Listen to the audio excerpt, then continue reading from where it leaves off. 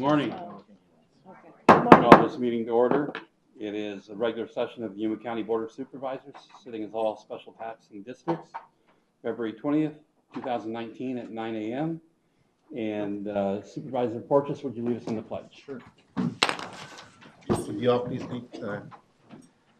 Matt, I pledge allegiance to the flag of the United States of America and to the republic for which it stands, one nation under God, indivisible, with liberty and justice for all.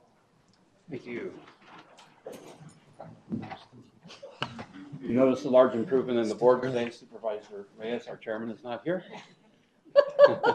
He is out of town and is excused. It was a planned absence. So we'll try to keep things on track. The first item on the agenda is the call to the public. Call to the public is held for public benefit to allow individuals to address issues within the board's jurisdiction. Board members may not discuss items that are not specifically identified on the agenda. Therefore, pursuant to Arizona Revised Statute 38-431.01, paragraph H, action taken as a result of public comment will be limited to directing staff to study the matter, responding to criticism, or scheduling the matter for further discussion and decision at a future date. I do not have any speaker requests, but anybody that would like is welcome to step up and address the board. Okay, seeing none, we will move on to presentations, proclamations, and appointments. During this segment of the agenda, board members may discuss the presentations and proclamations and may announce appointments to the Yuma County Planning and Zoning Commission and the Yuma County Board of Adjustment. No legal actions will be taken. Are there any appointments from the board? No? Okay. And then let's start with the presentation of the county line by Yuma 77, the Yuma County Government Channel. It's budget season, and your Board of Supervisors hold a retreat to plan.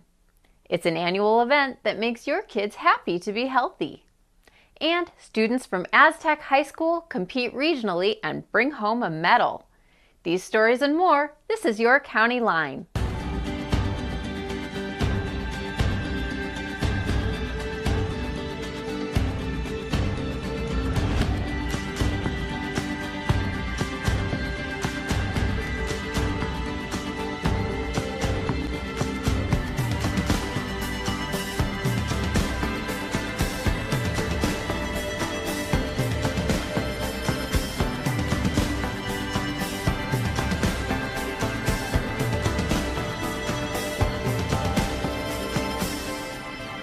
With all the junk food choices in the world today, teaching third grade students the importance of good eating habits is not an easy task.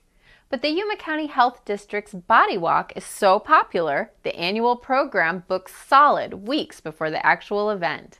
The average parent won't find these subjects very appetizing. Climbing up a giant tongue and getting swallowed through the mouth, slithering down the esophagus and ending up in the stomach, entering the bloodstream while traveling to the heart. But it's this unique trip designed by the County Health District that's perfect for kids. And it's the unique travels that make this experience memorable. So the kids come, and the reminders that they get here are something that they can carry forward hopefully into adulthood. So it's not a standalone event. It's actually meant to complement the education that we provide in partnership with the schools. This year, nearly 2,000 kids made the trip through the body and finished up by getting sneezed out the nose. As with previous years, the program was a success, and there's already a buzz about next year's program. Teachers across Yuma County have already inquired about signing up for Body Walk 2020. For the last 24 years, Aztec High School has operated under the umbrella of our juvenile court. Its focus is on the education and rehabilitation of at-risk students. Over the years, hundreds of graduates have successfully earned their diplomas, and many success stories have started within the classrooms of Aztec. Recently, another accomplishment, 4 students brought home the school's first medal in a Future Business Leaders of America competition for the region. The competition called for them to build your brand. The results of the competition have helped them build their confidence. It's important for the kids because they learn that just because they go to Aztec, they can still hold their own against larger schools and schools across Phoenix and the rest of Arizona. Having received the medal, it qualifies these students to compete in Tucson at the FBLA state competition in April. Budget season. It's a tedious process, and recently the Board of Supervisors sat down with all county departments during their annual retreat at the Yuma County Main Library to start laying groundwork for the upcoming budget season. During the retreat, the board, elected officials, and department heads heard a number of presentations focusing on the economic outlook, historical budget and financial information surrounding your county government. Employee benefits and long-range financial forecasts were also discussed. Putting everyone together in one room is a critical piece of the budget puzzle. Best thing you can get is information to make the right decisions, and the information that is given to us at a meeting like this is essential in our decision-making process. It sets the tone for what the budget's going to look like. It sets priorities. The board set priorities based on the information we received. So if we want to do a good job in setting up the budget for the county, we need to be ready and willing to listen. With the retreat over, county officials are now setting their sights on the budget meetings to be held in May. Be sure to tune in to Yuma 77 this May. We'll be airing all budget meetings in their entirety. In this spotlight, we take a look at the county's public charter high school, Aztec, that offers a variety of academic programs and challenges students' abilities, attitudes, and learning styles while helping young kids succeed. Aztec was created back 20 plus years ago by Judge Thode because when he would adjudicate kids that had been kicked out of the high school district, they didn't have any other place to get an education, or there were very few options to them. So he created Arizona Technical School, is how Aztec got its name. There was a full wood shop here at one time. They actually built one of the buildings on campus. And so it was created so kids would be able to learn a trade and try to make a success of themselves. A lot of kids come here now because we're a smaller school and we're able to maintain small class sizes so the kids get more individual attention. Kids come here because they're able to pick up credits and recover credits a little bit faster. We have students here Monday through Thursday, Friday through Sunday. They can work. So they can basically maintain a full-time status and still get a full-time education going. Some of the kids view graduation as, it might as well be at the moon. It's so far out there for them because nobody in their family's ever graduated. And so we'll really try to work with those kids to give them that hope that they also can graduate. And when they do, it's just the expressions on their face are just priceless. Some of these kids have never experienced success before, whether it be educationally or anything else.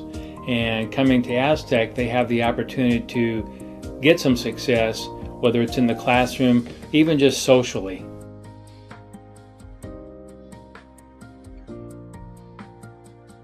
You can learn more about Yuma County's Aztec High School by visiting yumacountyaz.gov.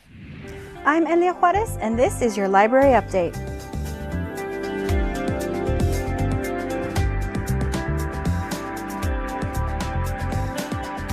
One of our favorite annual traditions is back at the main library, and everybody's invited.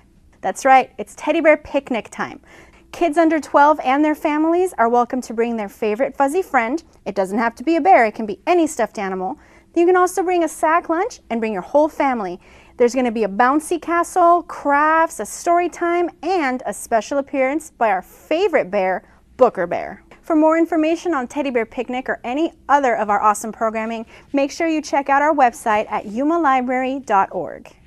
Before we go, there's some important events coming up that you might want to know about. On February 26th, a tax lien auction will be held at the Yuma County Board of Supervisors Auditorium. The actual auction will begin at 9 a.m., but if you're interested on bidding, you must get here at 8 a.m. to register. Yuma County will be holding an online surplus auction from Friday, March 15th to Friday, March 29th. If you're interested, just visit publicsurplus.com on Friday, March 15th, and you'll be able to view and bid on everything there. Also, the Yuma County Juvenile Justice Center will be holding the second annual Kids at Hope Golf Tournament. Start time on Saturday, May 4th will be 8 a.m. at the Cocopah RV Resort Golf Center. You can find out more and register by contacting Leo Mendez at 316-4964. We'd like to thank you for joining us for this County Line. If you'd like to watch past episodes, log on to yumacountyaz.gov/VOD. And remember, you can join us live on Facebook. We'll see you next time. All right, thank you very much. Well done as usual. Now I will turn it over to County Administrator Susan Thorpe. Good morning, Mr. Vice Chairman, members of the board.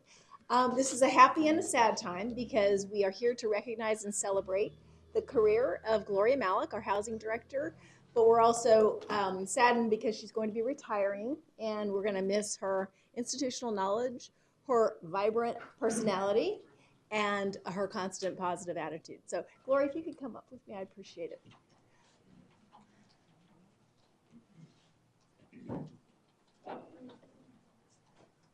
Gloria has been with Yuma County for 23 years. So we've got a beautiful clock for her. We think it's beautiful. A beautiful clock for her that says Gloria Malik in appreciation for your 23 years of service to Yuma County.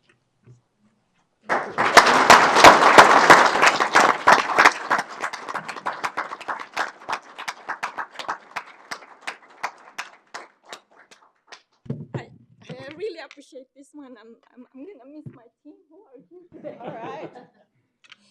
And most especially, I'm gonna miss the dinner that my husband has been fixing me when I get home from work. Now, after this, I will be fixing my own dinner.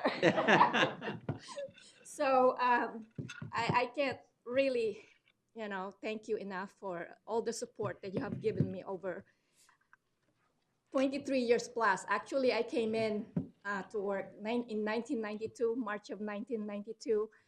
I left in 1994, then came back. I just can't get away from the housing department. So I'd like to thank all of you and my team. You're ready to go to move on without me. Thank you, Gloria. We're going to miss you. I want to thank you for running a very complex department, and it's not simple. And you've made us proud and kept us trouble-free, worry-free, and I can't thank you enough for that. You've made our jobs much, much easier because of your dedication and your hard work. So thank you very much.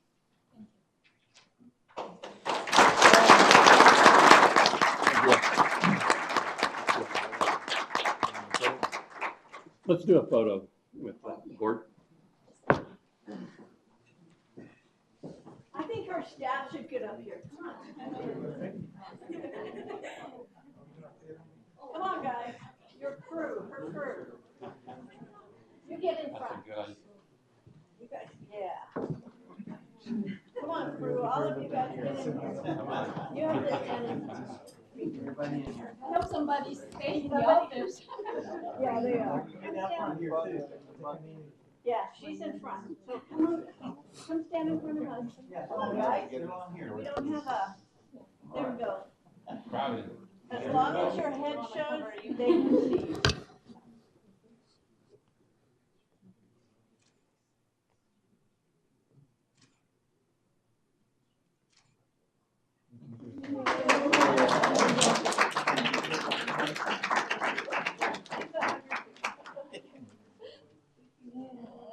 See you around. Congratulations. See you around.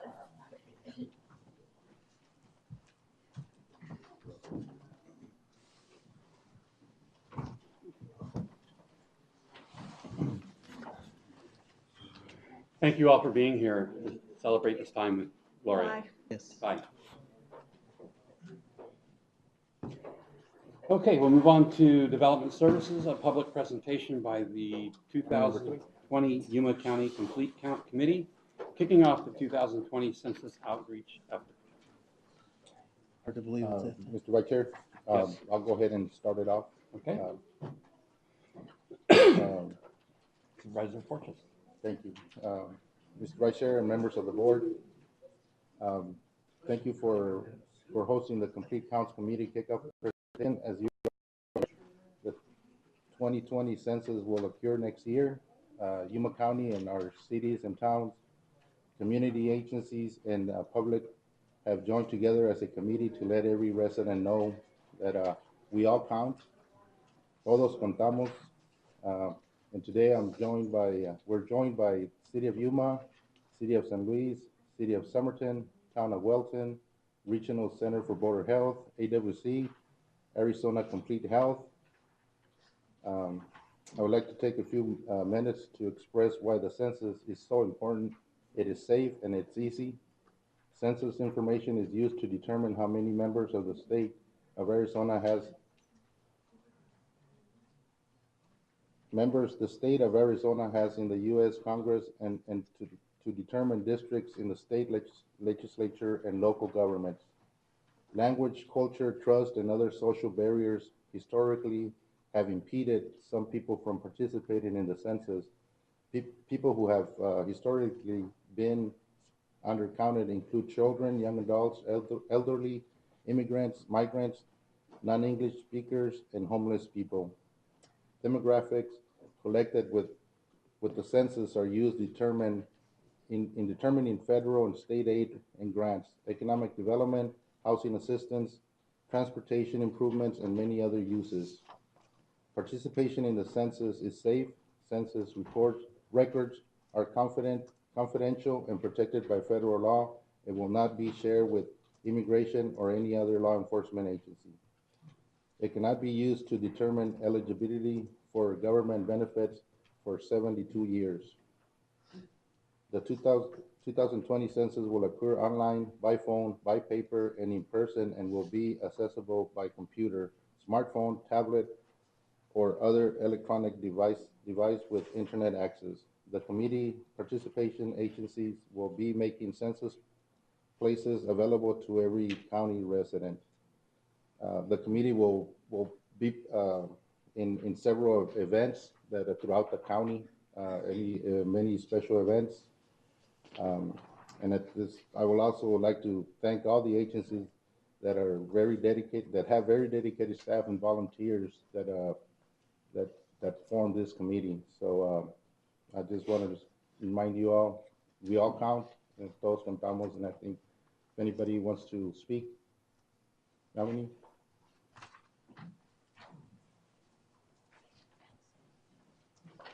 Good morning, Honorable Vice Chairman, members of the board. My name is Emily Verdugo. I am the U.S. Census Bureau's Partnership Specialist assigned to Southern Arizona.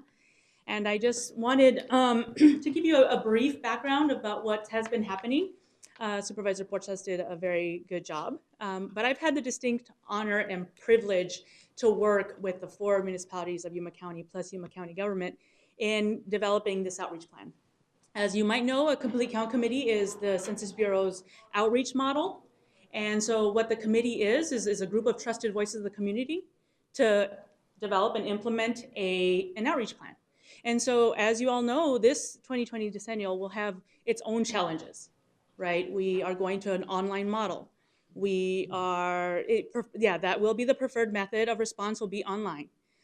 We have obviously the litigation that is going through the courts. So we have a lot of different barriers this time around, and I just wanted to make sure you all knew that this committee has been talking and discussing these barriers. So they're well aware of your hard to count populations, where they are located, right? Which census tracts of Yuma County need the most assistance.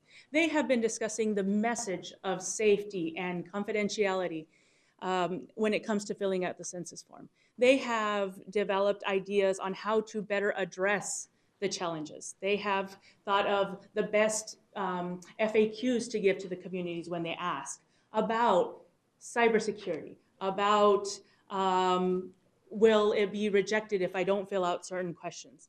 So I just want to say that your committee, the Committee of Yuma County, it was the first formed in Southern Arizona, right? So I am so proud to work with this group of folks.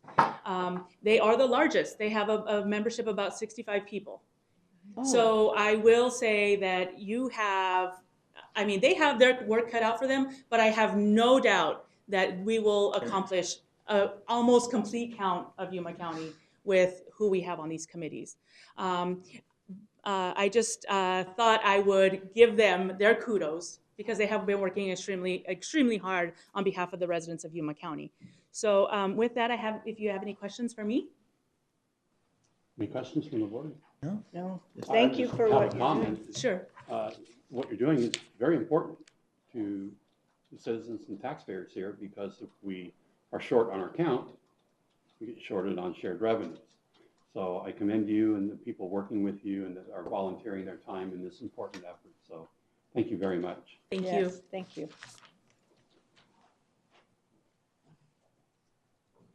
Do you have some folks with you back there?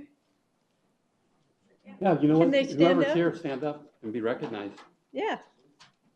Thank you. Hey. Excellent. Thank you for being here today, and thank you for the important work you're doing. Thank you very much. And Craig? We've had I appreciate you letting us recognize the people that have been involved, because we've been meeting since last August, putting together the plan and the activities that we've got going on. And some of the things I wanted to make sure that were out there is City of San Luis has headed up a presentation that we'd like to give here in a few minutes. City of Yuma has put together a website for the committee that can be gotten to from the city's website of yumaaz.gov. On that website is a link to jobs that the census is opening up in the Yuma area to help with their efforts. And all of this isn't done for free, and we're reaching out to the agencies and to the community for donations and participation in our events. And so with that, if we can start the presentation.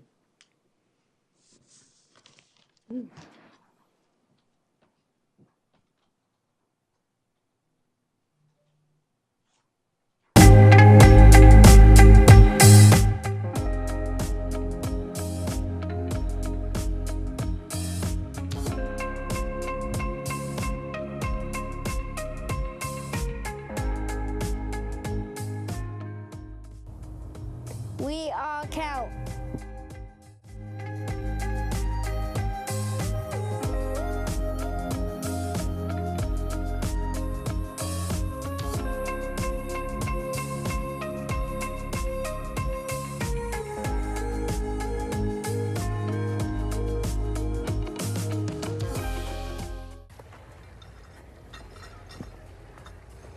Todos contamos.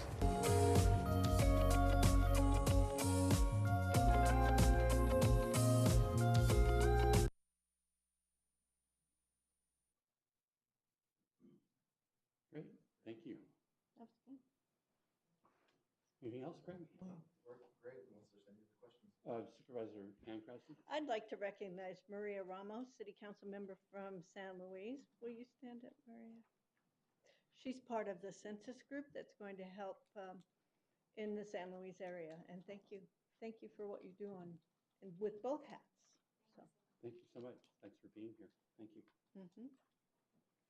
Okay, if we have nothing else, then we'll move on to our consent calendar.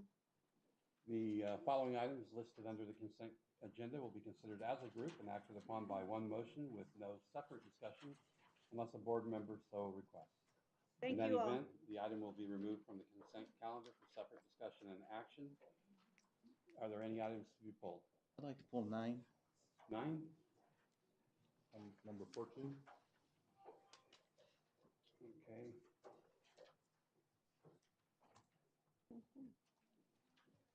Well, we're on the same page. And then I would like to add number 8 to that.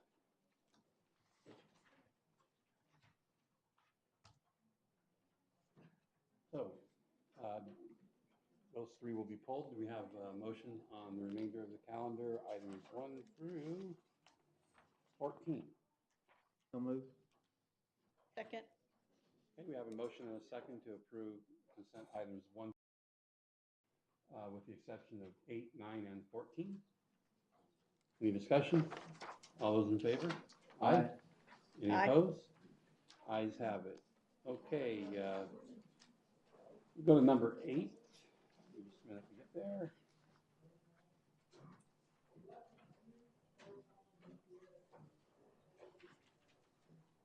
And this is Budget Amendment Resolution number 19-165, establishing $83,000 capital outlay budget authority in the Boat Patrol Fund and transferring funds from current capital outlay savings in the General Fund Patrol in the amount of $52,100, and authorize the sheriff to purchase a new patrol boat from Rogue Jet Boat Works with boat patrol funds in an amount not to exceed $83,000. Sheriff? Morning, Vice sir. Chair, members of the board, Leo Wilmot, Sheriff Yuma County. And I was told by Channel 77 that Chairman Reyes is watching on Facebook Live, so he'll be doing an evaluation later or something. Excellent, excellent. I'm sure that will lead to a swap in the vice and the chair. If fairly analyzed. Take that. Thank you, Sheriff, for being here. A couple of questions.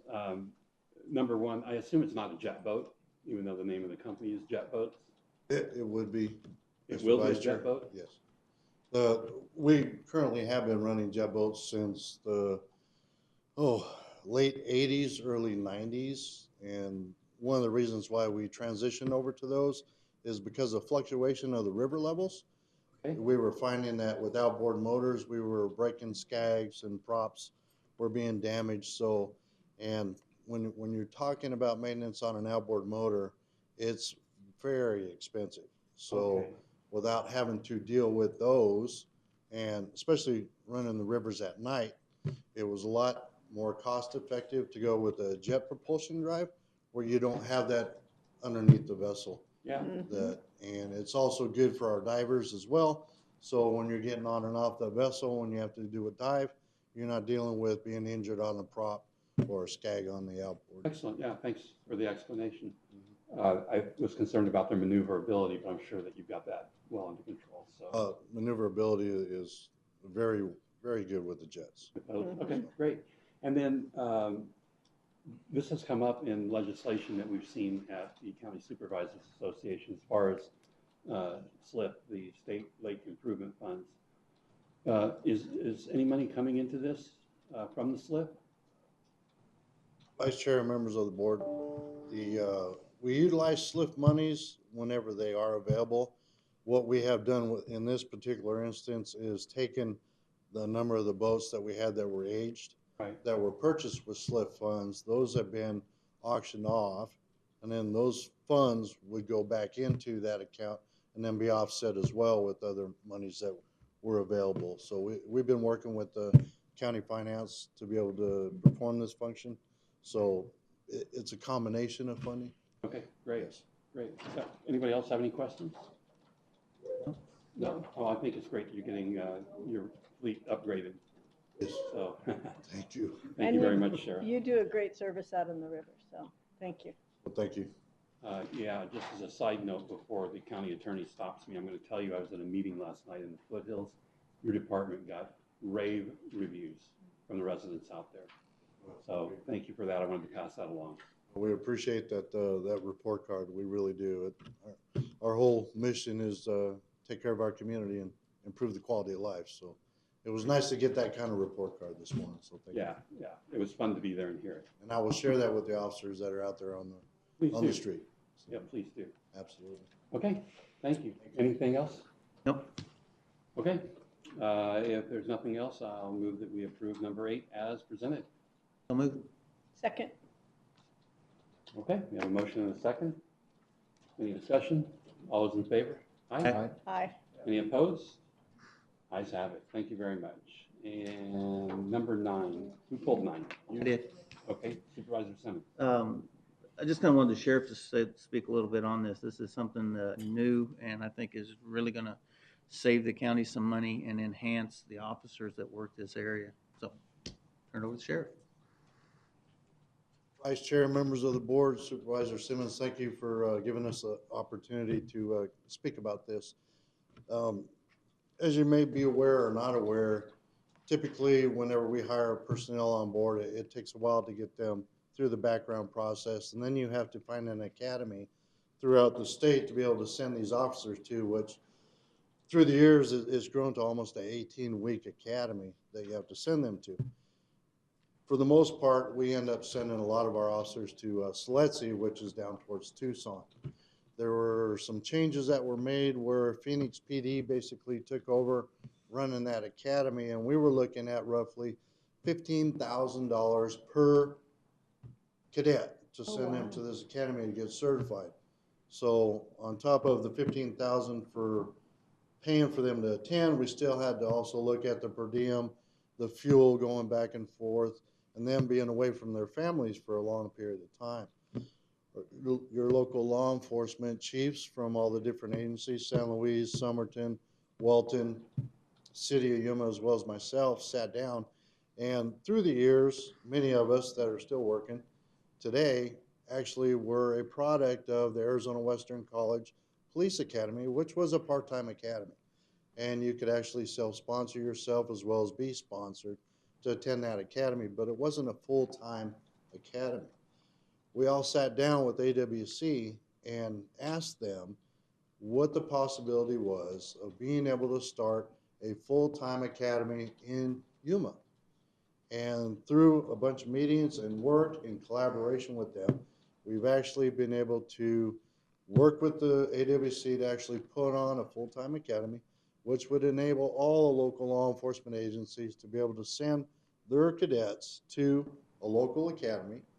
These individuals would actually be able to go home every night and go attend the academy here locally, as well as offering up openings to other surrounding counties to be able to send their cadets to Yuma to be able to go through this academy. So we should see a significant cost savings, let alone the fact that it's going to help our cadets and those that we're looking at employing to attend locally and stay home, so they're not worried about being away from home and their wives and their kids.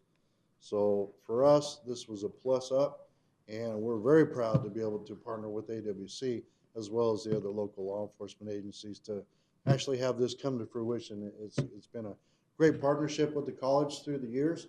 I know I sponsor our detention officers to go to the Reserve Academy, as we refer to it, so they can actually work on meeting their goals to become a certified peace officer. So we wanted to highlight that and the fact that we should see a rather great savings and also bringing in more money into the local area too from the outside. So. Mr. Chairman, Excellent. Mr. Chair, Yes. Sheriff, we're growing our own again, aren't we? Yes, we are. That's how it works. Good. Thank you very much for that. Absolutely. And thank you, AWC. Absolutely. We couldn't do it without them, that's for sure. So. Yeah, AWC has been very responsive to community needs. They're doing just a fabulous job. Can't say enough about them. And of course, thank you for your leadership and involvement in this. It was a team effort, so I will relay that to all the chiefs as well. So. Yes. Yeah. Absolutely. Anyone else? Yes, thanks, Sheriff, for the update on that. I think that's going to really, like I said, enhance all the departments countywide. So. Thank you. Thank you. Appreciate it. So I'll take a motion on this one. I'll move to approve. Got a motion to approve. I'll second. We have a motion and a second. Any other discussion? All those in favor? Aye. Aye. Aye. Any opposed? Ayes have it. Supervisor Porches, number 14. Yes, Mr. Vice Chair. I just wanted to, pull this item just to kind of recognize staff and thank them for all their work that they've done throughout. I know this project was kind of had a lot of missing things or like it was like a puzzle between two entities, but I'm glad that it now it's actually going to be seen through it, finish it out. So. Mr. Chair, members of the board, Frank Sanchez, Deputy County Engineer. You're absolutely right. It wasn't just two agencies.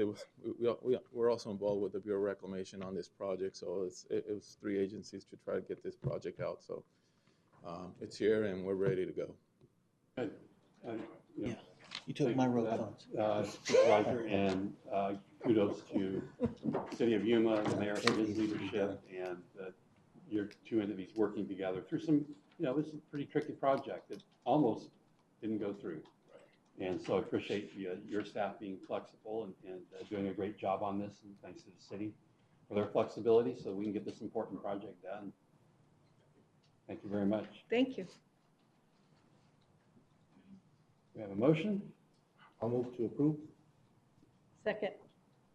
And we have a motion and a second. Any other discussion? Hearing none. All those in favor? Aye. Aye. Any opposed? Ayes have it. Thank you very much. We'll move on then to the discussion and action items. The board will open each of the following items separately for discussion and action as appropriate. Item number 1, development services. In accordance with ARS 11-251-9 and 948, conduct an auction at 9 a.m. or as schedule permits of 12107 South Sandra Avenue, assessors parcel number 728-03028, a county-owned excess parcel, and authorize the county engineer to execute the documents transferring the property to the highest bidder at or above the minimum bid. If there are no successful bids, this item will be continued, and authorize the county engineer to return this item to the board when there is sufficient interest to conduct an auction. And so here are the instructions for the auction today. If you wish to make a bid, you must register and obtain a bidder card from Barbara Villaneda at the county administration reception desk. Payment in full is expected as per the terms of sale. Deeds will be mailed to address noted on the bidder registration form as time permits. The parcel number is 728-03028 and requests a minimum bid of $54,000. Please do not write or damage the bidder cards in any way. Turn them over to Barbara Villaneda or leave them on the counter. So if we have any bidders, please hold up your bidder card and announce your bid. How much, sir? 55,000? Number 2. Bidder number 2 bids 55. 56. Bidder number 1's 56,000. 57. Bidder number 2 bids 57. 58. Bidder number 1 bids 58. 59. Bidder number 2 bids 59. 60. Bidder number 1, we're at 60,000. Okay, 62. Bidder number 2 bids 62,000. 63. Bidder number 1, we're at 63,000. 64. Bidder number 2 bids 64,000. 64.5. Bidder number 1 bids 64.5. 66. Bidder number 2 bids 66,000. 70. Bidder number 1 is at 70,000. 71. Bidder number 2 is at 71. 71.5. Now 71.5 from bidder number 1. 73. 73 from bidder number 2. 74. We're now at 74,000. Bidder number 1. 75. Bidder number 2 is at 75,000. 75.5. We're now at 75.5 from bidder 1. 76. Now at 76 from bidder 2. 76.5. Now we're at 76.5 with bidder number 1. 77. Now 77 with bidder number 2. 77.5. We're now at 77.5. Bidder number 1. Okay, 78. We're now at 78 with bidder number 2. 78.5. 78.5, bidder number 1. Do we have any other bidders? We're at 78.5 with bidder number 1. Seeing none, bidder number 1, you have it at 78.5. Thank you for coming in today. Mr. We Chairman, appreciate it. Thank you very Mr. much. Chairman, you need to have a motion from the board to accept the award-winning bid. Thank you. So We have a moved. motion. I Okay. move to accept the bid. I'll second. Okay. 78.5. 78,500. Okay. And I'll second that. Okay, we have a motion and a second. Any discussion? Bidder Modified- number one.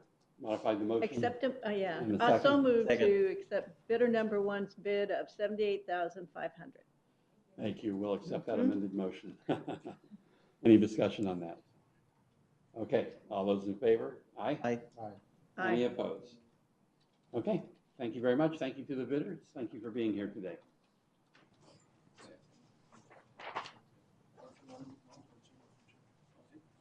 Okay. Discussion number 2. Development Services, Building Safety Division set a public hearing for March 18th, 2019 at 9 a.m. to accept public comment on ordinance number 2019-01, proposed amendments to the Yuma County Comprehensive Building Safety Code to conform to the City of Yuma building codes and authorize staff to publish the hearing date. Mr. Headington. Morning, Vice Chairman McLeod, members of the board, Pat Headington, Building Fire Code official for Yuma County. The City of Yuma at their November 21st, 2018 meeting adopted some new building codes. So we're beginning the process of bringing those codes to you for your consideration on March 18th. So we're just requesting that we schedule that public hearing and authorize staff to advertise for that. And Mr. Headington, for the public, would you explain why that is?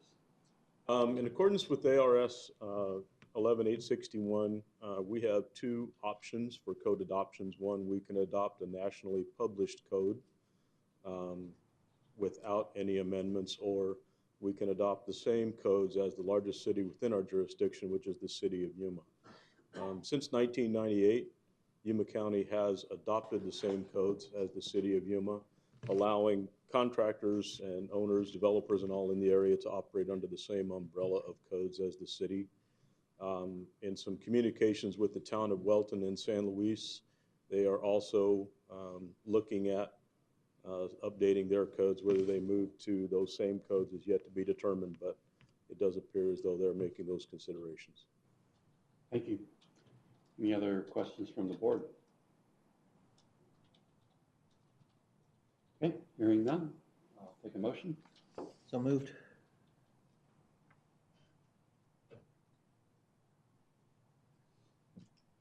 I'll second.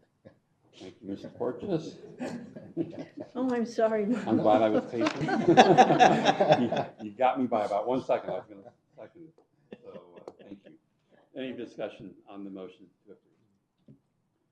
Okay, all those in favor? Aye? Aye. Aye. Any opposed? Okay, March 18th it is. Thank you, Mr. Headington.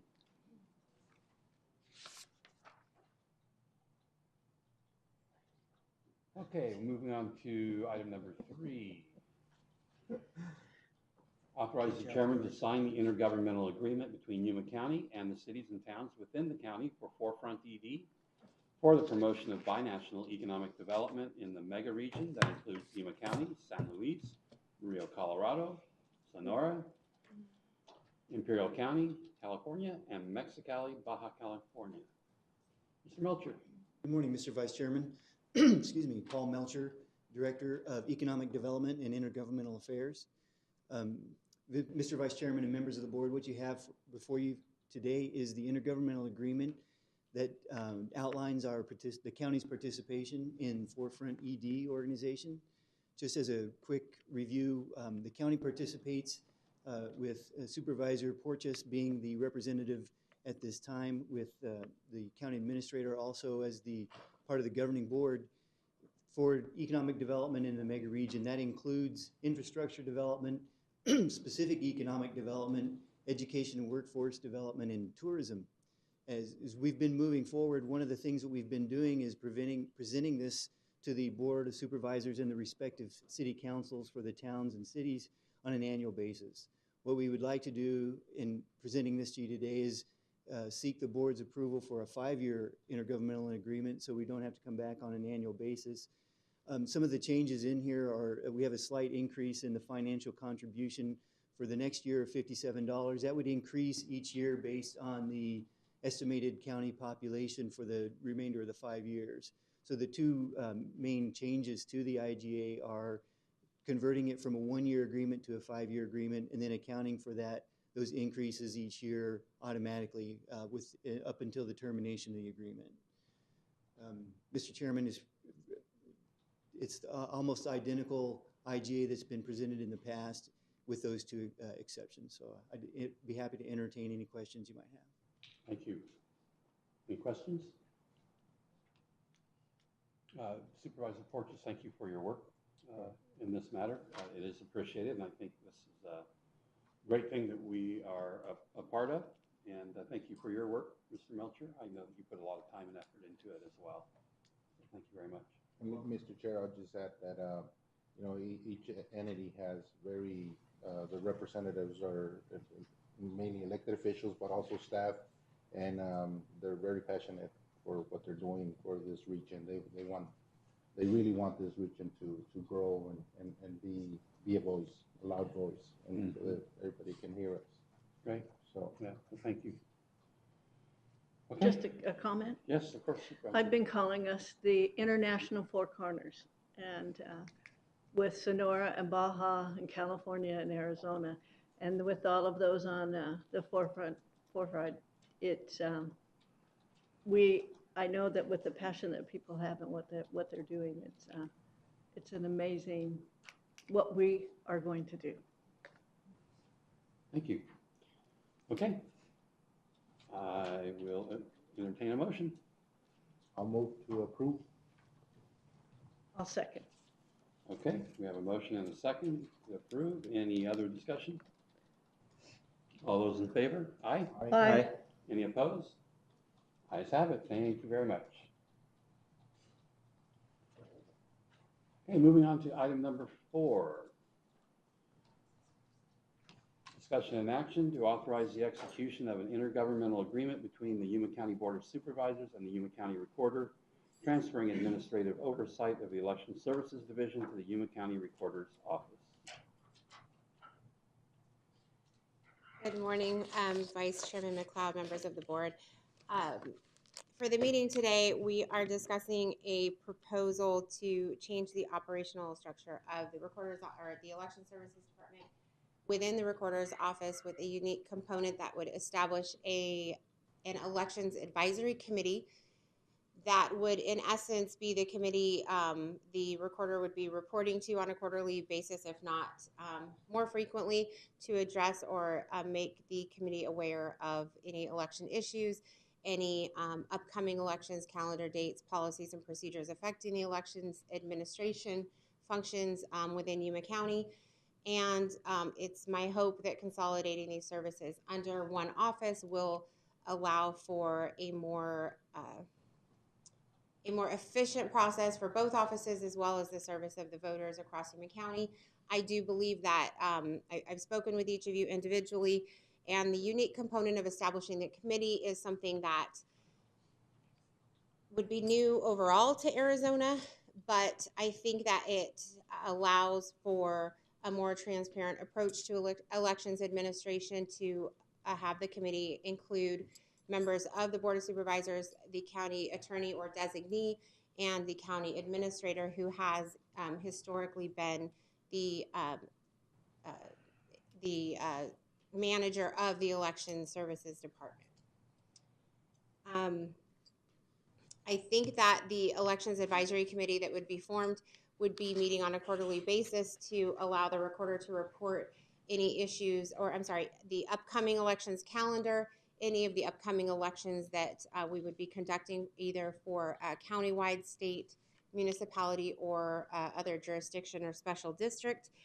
And with, in addition to the elections calendar, the committee would be hearing the most up-to-date voter statistics, and then any operational procedures that are being established.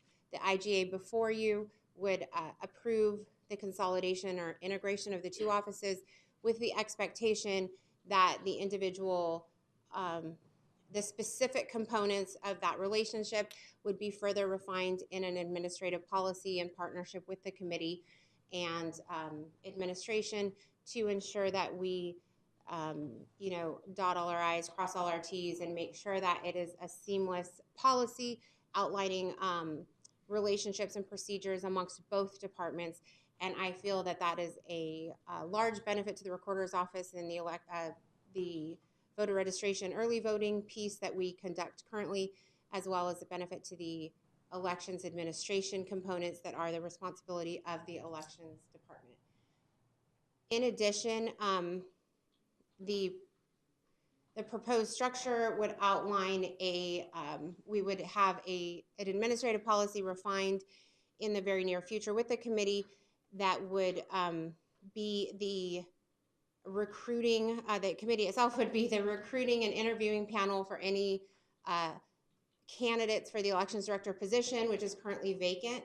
In the event the position was vacant, the committee would handle the interview of the candidates, and those 5 individuals would do a scoring process to identify the most ideal candidate for the position. With that being said, any issue, performance evaluations, those types of things involving the elections director would be presented to the committee first, and any employment questions or issues with the elections director would be posed before the committee to ensure an expansive and transparent approach to the administration of election services. And I have prepared some organizational charts that I presented to each of you in our individual meetings and as part of the packet today. If you have any questions, I can answer those. I did want to clarify that the positive approach to this is that it would be on a cycle basis. We have a 2020 federal election coming up, so any of the approval of the IGA today would be in effect until December 15th of 2020, following the completion of the 2020 federal cycle. And it would be revisited at that point for each federal cycle, which is in essence is 2 years. The agreement or the IGA would be revisited in conjunction with any of the reporting pieces that I have asked to report to the committee, and would include the completion of the canvass of the election following the federal cycle. The agreement is posed before you would be able to be canceled by either the Board of Supervisors or myself with a 30-day notice, and there would be no combination of resources or infrastructure pieces with it for both offices. Everyone would, the budget authority, the budget components that are part of each department would remain separate, and infrastructure separate, and we would refine the policies in alignment with that in the event there was any issue that required us to go back to the way we have done things in the past. As I've expressed to you before, I do feel that the counties across Arizona have approached elections administration uniquely according to their own resources, staff, and capabilities. Each county is either combined as one office under the county recorder or separate as Yuma County has been historically. I do believe this approach creates a unique structure that hasn't been tackled before, but I feel that this is the missing component that would, I think, be a success overall, and have other counties look at this structure as a possible solution to any challenges they may face in elections administration, because as we know, the elections administration overall for both departments changes depending on the cycle and the political climate.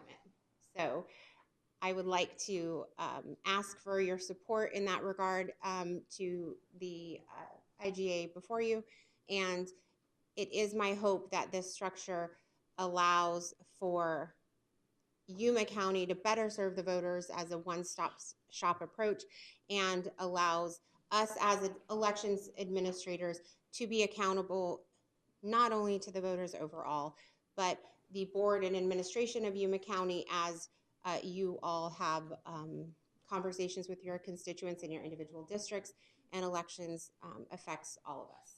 so I can answer any questions you might have. Mr. Chairman, can I make a comment? Supervisor Pancras. Adam Recorder, Kika, Robin, whatever. Yeah. I want to thank you for being willing to take on the additional responsibilities. And I want to thank you for thinking outside the box and coming up with a unique solution. You do plan on cross-training folks so that, is that one of the? I think the Vice Chairman McLeod, Supervisor Pancrasi, I believe that should be our first priority. The development of the administrative policy and the policies that would be internal for both departments is my priority, because we have seen, and that's actually how this conversation began again, because we have seen a need to more clearly define each individual role of staff in the event of turnover or that type of thing. It has become abundantly clear that the collaboration amongst the staff in both departments is a necessity. And I am extremely proud of the way those staff members, not only working with the staff working with Paul and the staff in my office, have really developed good relationships with one another. And I think they're starting to see how much easier their positions and their jobs are with a perspective of how the other jobs are, because one complements the other, one depends on the other. So I think the cross-training piece is going to be of top priority. Thank you. Mr. Chairman? Yeah. Oh, go ahead. Okay. Yeah, I'd like to make several comments. You were very diplomatic. I won't be quite so diplomatic. We've had extensive discussions over the past several months. There were significant challenges, and everybody was, at all times, was doing the very best that they could and making the very best decisions they could. But elections have become so complex, and the interaction between your department and the elections department, there was so much overlap. And having them distinctly separate, it became abundantly clear there were just almost insurmountable issues. Other counties have tried it one way and the other, and with each type of structure, there were always their challenges. I too commend you for taking the discussions that we had and framing something that is very unique, and I think will have great success. I think you put a lot of thought into it. I appreciate that. And like Supervisor Pancrasi said, I recognize you're taking on additional responsibilities that you don't have to do. I mean, you, as an elected official, you could just say, well, that's too bad. I don't want that additional responsibility. And we would not be able to require you to do so. So that speaks volumes for your willingness to do the very best you can to run our elections and to work with, all of the duties that your office has required. I do have to apologize to you in advance. I forgot to bring something up to you that I think is worth discussion, and feel free to rebut my idea as much as you'd like. But when thinking through this, I think that 30 days to withdraw the agreement may be a bit quick. I would recommend that we move it to 60 days. And the reason for that is I can't anticipate with the board members that we have, the recorder that we have today, our county administrator and legal staff, I can't see this thing blowing up. But we're talking about implementing something that hopefully will continue. I think it will be very successful. And so, a decade from now, you're not going to have the same personalities. And if there is a conflict of some sort, it gives a little bit more time to cool off and find a revision, or find a solution to what is creating a rift between the elected office and perhaps this committee. So for that reason, I just think 60 days is a little bit more appropriate. Would you comment on that? Vice Chairman McLeod, members of the board, First, Supervisor Pancrezi, thank you very much. I appreciate your comments, and I do believe from the comments of both yourself and Vice Chairman McLeod, taking on the additional responsibility has been, it's kept me up at night trying to imagine all the scenarios and make sure that I was making a thoughtful decision to discuss this with Susan and Paul. I also have a belief that in efforts to make things more efficient, it makes my life easier. So I feel like taking on a little bit more responsibility will kind of allow an environment that brings everyone together in a team environment, because we're having to use so many resources across the county, not just these two offices. And I feel like that support builds up the positive approach my office will have, and I do think that actually relieves some challenges I have experienced as the county recorder. So to answer your question, Vice Chairman McLeod, I don't have any objection to changing that to 60 days. I also agree that it would be my goal that, again, the concept and the structure established is successful all around, not just for myself and the board, but the committee, and most importantly, the staff of our offices, to better serve the voters who we are accountable to. We have discussed, you and I have discussed some various scenarios that could create conflict or difficulty in in perhaps a difference of opinion, perhaps in policy or procedures that we tackle here in Yuma County with the resources that we have. And I think the answer you will always get from me is going to be an effort to communicate thoughtfully in an expectation of resolution. And in the event that was not possible, I do believe perhaps a few more days may let us sleep on it and tackle it again. We have overcome a lot of challenges the last several years in conforming to the environment that comes with each election. And as Paul can attest to, we've hashed out things effectively with differences of opinion and have arrived at something that best serves Yuma County as a whole. So I have no objection to the time frame being more supportive of that opportunity. Excellent. And while I'm thinking about it, I do want to acknowledge Mr. Melcher for your efforts as the interim director more than once. Yes. And he gets a putting up with Robin award. I was going to say that in private. But I do want to acknowledge that. Thank you very much. You're very welcome. It's been my pleasure, and as much as we complain about it, I have to say it is fun and it's also challenging. So I think that's the reward in that. And we just wanted to make sure, I think Robin's been very clear about that. We just want to do what's best for the voters of the county. And I think at this time, making sure all this proceeds in the manner that Robin has crafted makes a lot of sense. So thank you very much. Supervisor Simmons. Just want to reiterate what they're saying. I commend all of three of you for working on this, Susan, Paul, but like I said too, Robin, because you're taking, this is really kind of your baby, I guess is the way you want to put it. As an elected official, everything seems to kind of reflect back on you. And I really think this is going to work and be something that the state could really look at to make things a lot easier. Looking at the way elections are starting to trend towards, especially this last one, they're a very heated topic, especially when it comes to the votes and making sure they're accounted for correctly. And like I said, I can do nothing but commend you on what you're taking on and wish you the best on it, because I think you're really going to make it work and succeed. Vice Chairman McLeod, Supervisor Simmons, I very much appreciate that. I can't tell you how much I appreciate your trust and confidence, and I can assure you that by the nature of how I was brought up, I absolutely refuse to fail. And if I do, your dad would get you. Yes, yes, he would. But you all have my number, and I know that each of you, I trust that each of you would reach out to me with an expression of, concern.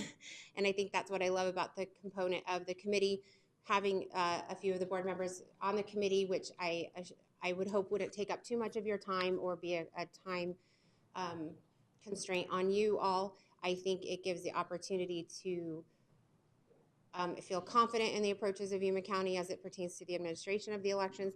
But in the event there was a concern, I fully expect that I would be standing here answering to that, and I have no issue with that. So I appreciate that very much. Thank you. Any other, Supervisor Porches? I have a lot of questions. I'm just kidding. I just, I just want to say that for the most part, I think even myself, but just a regular voter, if you would ask them, if there's there are two departments within Yuma County for elections, and they'll probably say no, it's one.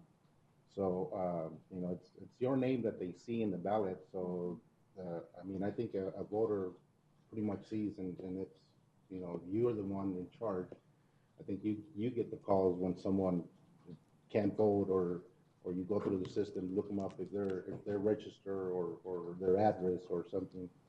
But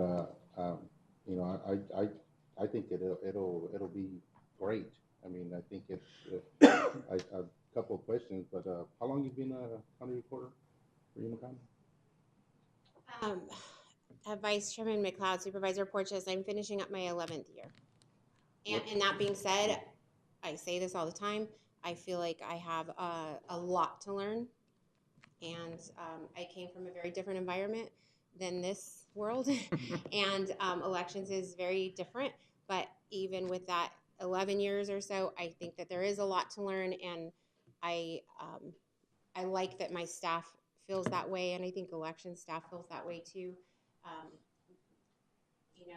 Learning things new with that team and taking this on to learn a better way to do anything that could make our lives a little easier. And, I mean, my next question would be is what took you so long? This should have been. Where's Tony? Let me move over. I don't want to get in the middle of this. Vice Chairman McLeod, Supervisor Porches, I will say this conversation has come up a few different times, and I have been very clear in the position of elections director and the jobs that are happening in elections office. I don't know that I could do that individual job individually.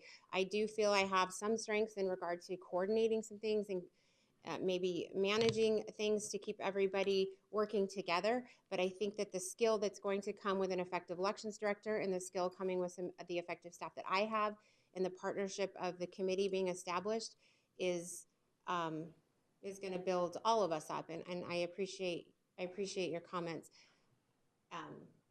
But if I come back and say, be careful what you wish for, you tell you, be careful. Be positive. I think it will be highly successful, and I really want to express my confidence in not taking it lightly and making sure that I'm able to report a very successful implementation in the coming months.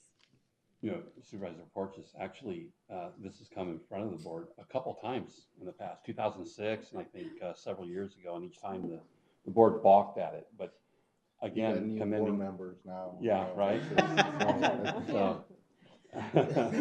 I'm going to leave that alone. I'm going to I'll reserve say, comment. I don't want to get in trouble. But I think members of the board, so that you're aware, I think that the conversations we've had individually, and of course today's meeting, I have a very strong sense of confidence and hope to be highly successful, because this is a board of different party affiliations, many different than my own.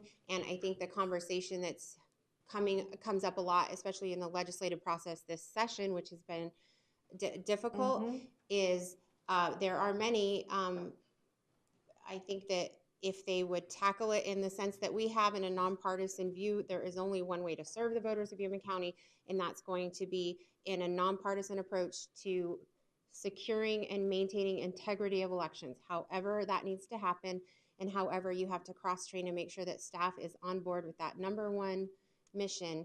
There is no possibility for a failure. And as I've mentioned to each of you, and Paul and I have now made it like our mantra, there is no election that goes 100% smoothly. And some of the challenges that have been faced, the successes have come many times from the ability to resolve the challenges quickly, troubleshoot problems, and move past them for the benefit of the voters. And we will continue to be very committed to that. And to deal with your jab at the previous boards. But in all seriousness, I think that this board may also have rejected a plan that just moved elections under the recorder, because there are some challenges to that. And so again, I commend you on thinking outside the box. We're creating something, or assume we have passed this, are creating something that hasn't been done. And it is, I think, taking the best of each that has been tried and failed before. Other counties have moved it in, moved it out, and because there's challenges with each. I think this is a very unique solution, and so I think that's why it's so easy for us to look at it and say, wow, this should work. Any other questions for Robin or comments? No, just go get them. Thank you. Okay, well, I've got two things then. Chairman McLeod, Vice Chairman McLeod, if I can, from what you just said, to clarify, the organizational structure of the two departments would change somewhat because the management of the elections director in that division of the county would fall under the recorder, but overall, the committee itself would, in easiest way to illustrate it would be the committee established would actually be a committee above the recorder in regard to election administration components previously conducted by the county administrator. So I think that's the component, as you mentioned, that takes concern out of any partisan approach or elected official approach with sole authority. And I feel from the conversations at the legislature the last year, if many of us could have been open to this possibility, and maybe we will prove to be an example, could have quelled a lot of difficult legislation the last couple of years. Yes, with 24 plus bills on elections just this year. 66.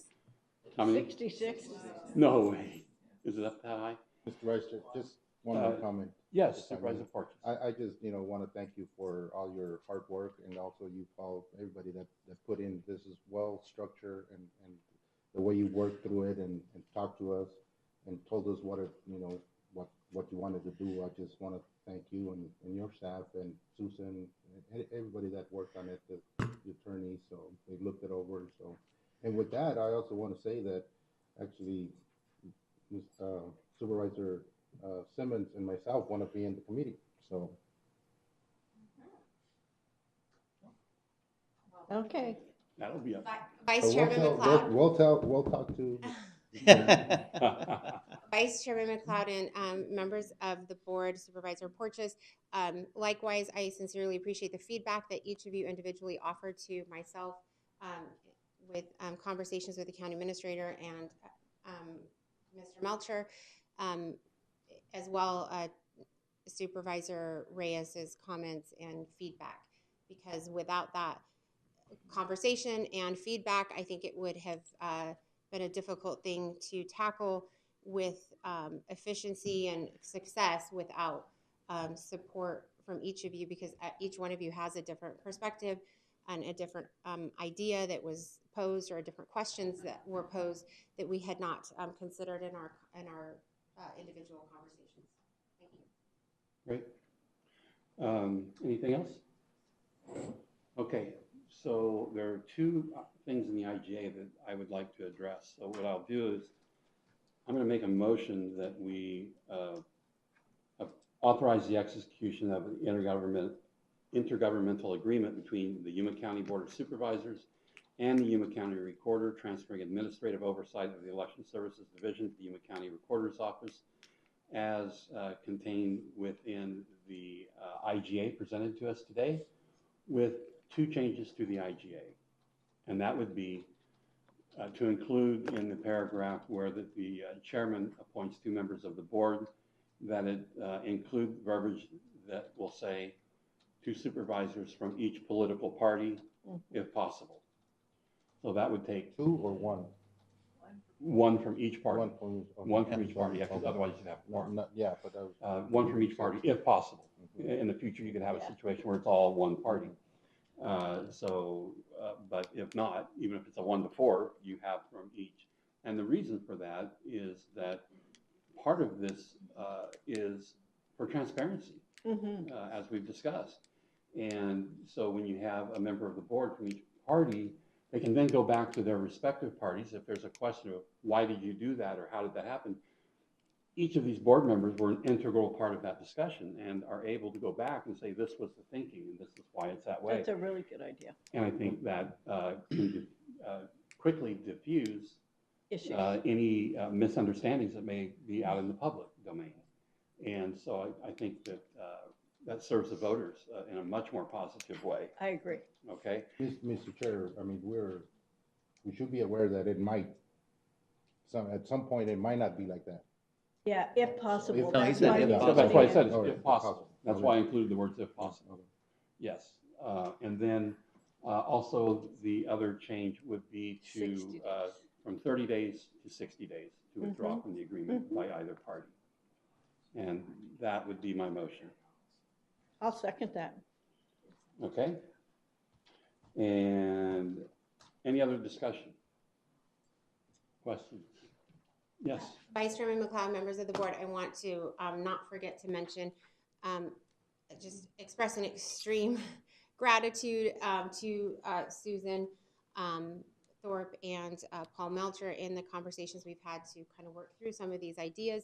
It originally started as a conversation I had with Shannon Gunderman in working with improvement processes, or working with a process that would establish improved practices within an office that would help us establish a more clear policy of cross-training within my office. And it seemed appropriate to let everyone benefit from that. So Shannon Gunderman's insight and assistance in doing that I do not believe I could tackle myself, is very much appreciated, and need to reach out to him this morning to tell him thank you. And also Bill Kirkus, who I think I volunteered him in this committee without asking him before I gave it all to him. And Mr. Smith, he is a phenomenal support to our office, and I am very grateful. So thank you. Thank you for acknowledging the others. Yes. Thank you very much. Anything else? Okay. All those in favor? All those in favor? Aye. Aye. I'm sorry. That's the mayor coming out. Okay, and any opposed? Want to move this along? Okay, the ayes have it. All right. Susan, did you have a question? So your IGA you talked about the 1 supervisor from each party if possible. Did you also include changing the 30 days to the 60 days notice? Yes, okay, you I'm did. sorry. I wanted to make sure. Okay. Yeah, I did. Okay. Thank you very much. Congratulations. Thank you. Yes. It was a big undertaking. Thank you. Thank you. Have a good day. Thank you.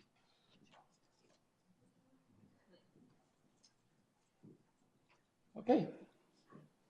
Thank you, everybody. That was a great discussion. We'll move on now to item number 5, the dark skies ordinance.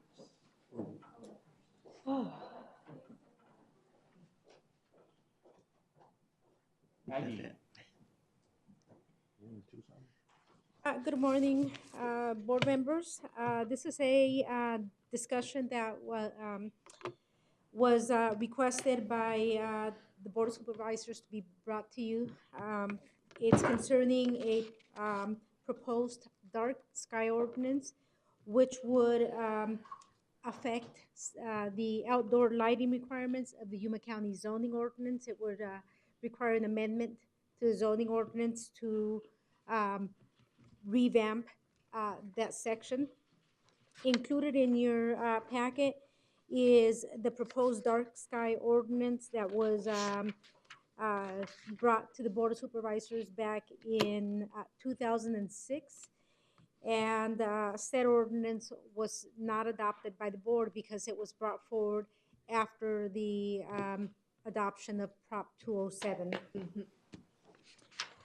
In addition to that, your packet also includes a portion of the Yavapai zoning ordinance lighting requirements, or what is their dark sky ordinance, for comparing to what was proposed in 2006. The board does have the option of either directing staff to propose a different version of the dark sky ordinance, or to amend what is currently before you today in the packet. Adoption of the zoning ordinance would pose Prop 207 issues.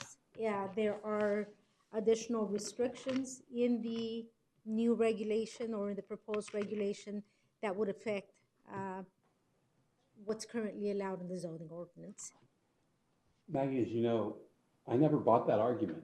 So could you explain why? If we're requiring a particular type of lighting in new or replacement lighting, specifically, how does it trigger a Prop 207 issue? Mr. Chairman, or Vice Chairman, the current zoning ordinance does regulate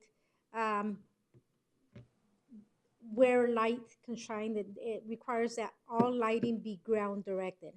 So that prevents glare, it prevents certain things that the dark sky ordinance currently would also prevent. However, the new regulation would regulate light trespass, glare, height of lighting fixtures. The current zoning ordinance does not. Lighting type and shielding, which the current zoning ordinance does address shielding.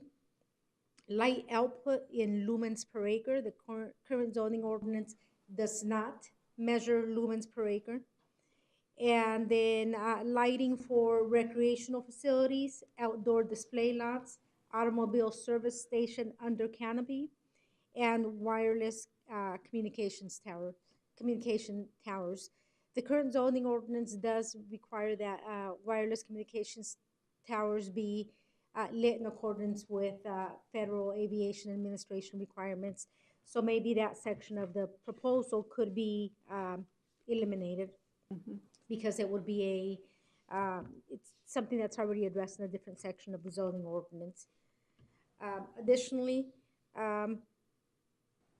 the proposed language describes requirements for plans, description of illuminating devices, and photometric data.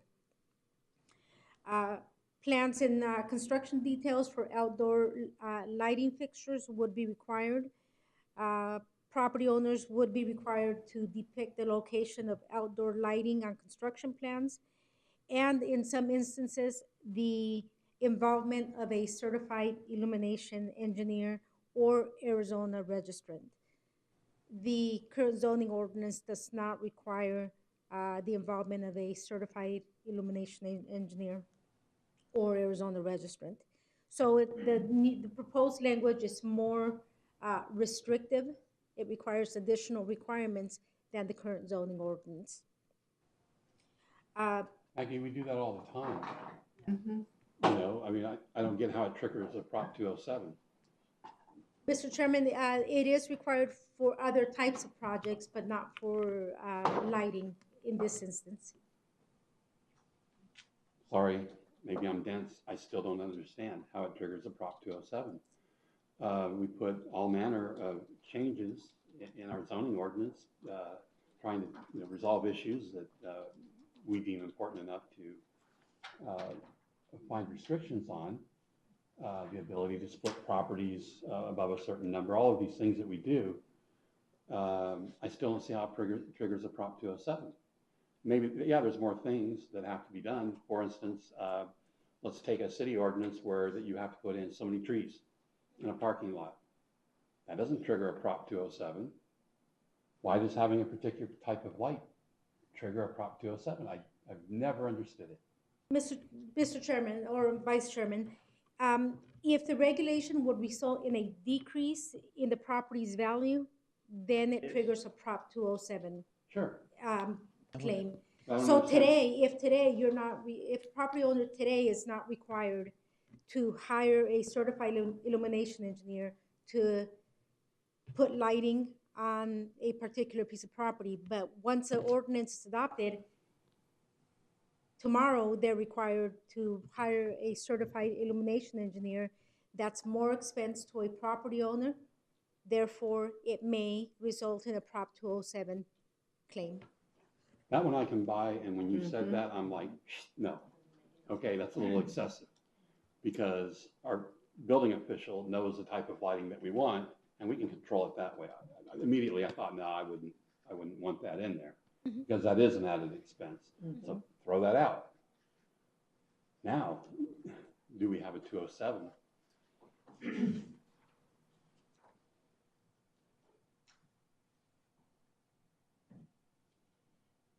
Mr. Chairman, one of the things that would be required is because staff does not have the training or the knowledge to measure lumens per acre, then that is why a certified illumination engineer would be required. Additionally, I know somebody who's smart enough to figure it out. Additionally, the current zoning ordinance does not measure how much light or brightness is trespassing beyond a particular piece of property. The new zoning ordinance or the new requirements would require that any light trespass would be a possible violation of the zoning ordinance. To be able to measure that light trespass, staff would either have to be trained to measure the light trespass in lumens per acre, or outside consultant would have to be hired to measure that light trespass. Possibly additional equipment would be required to enforce the zoning ordinance. Okay, let me try and move this along. Thank you for bringing this back. Supervisor Simmons, thank you for agreeing to listen to this.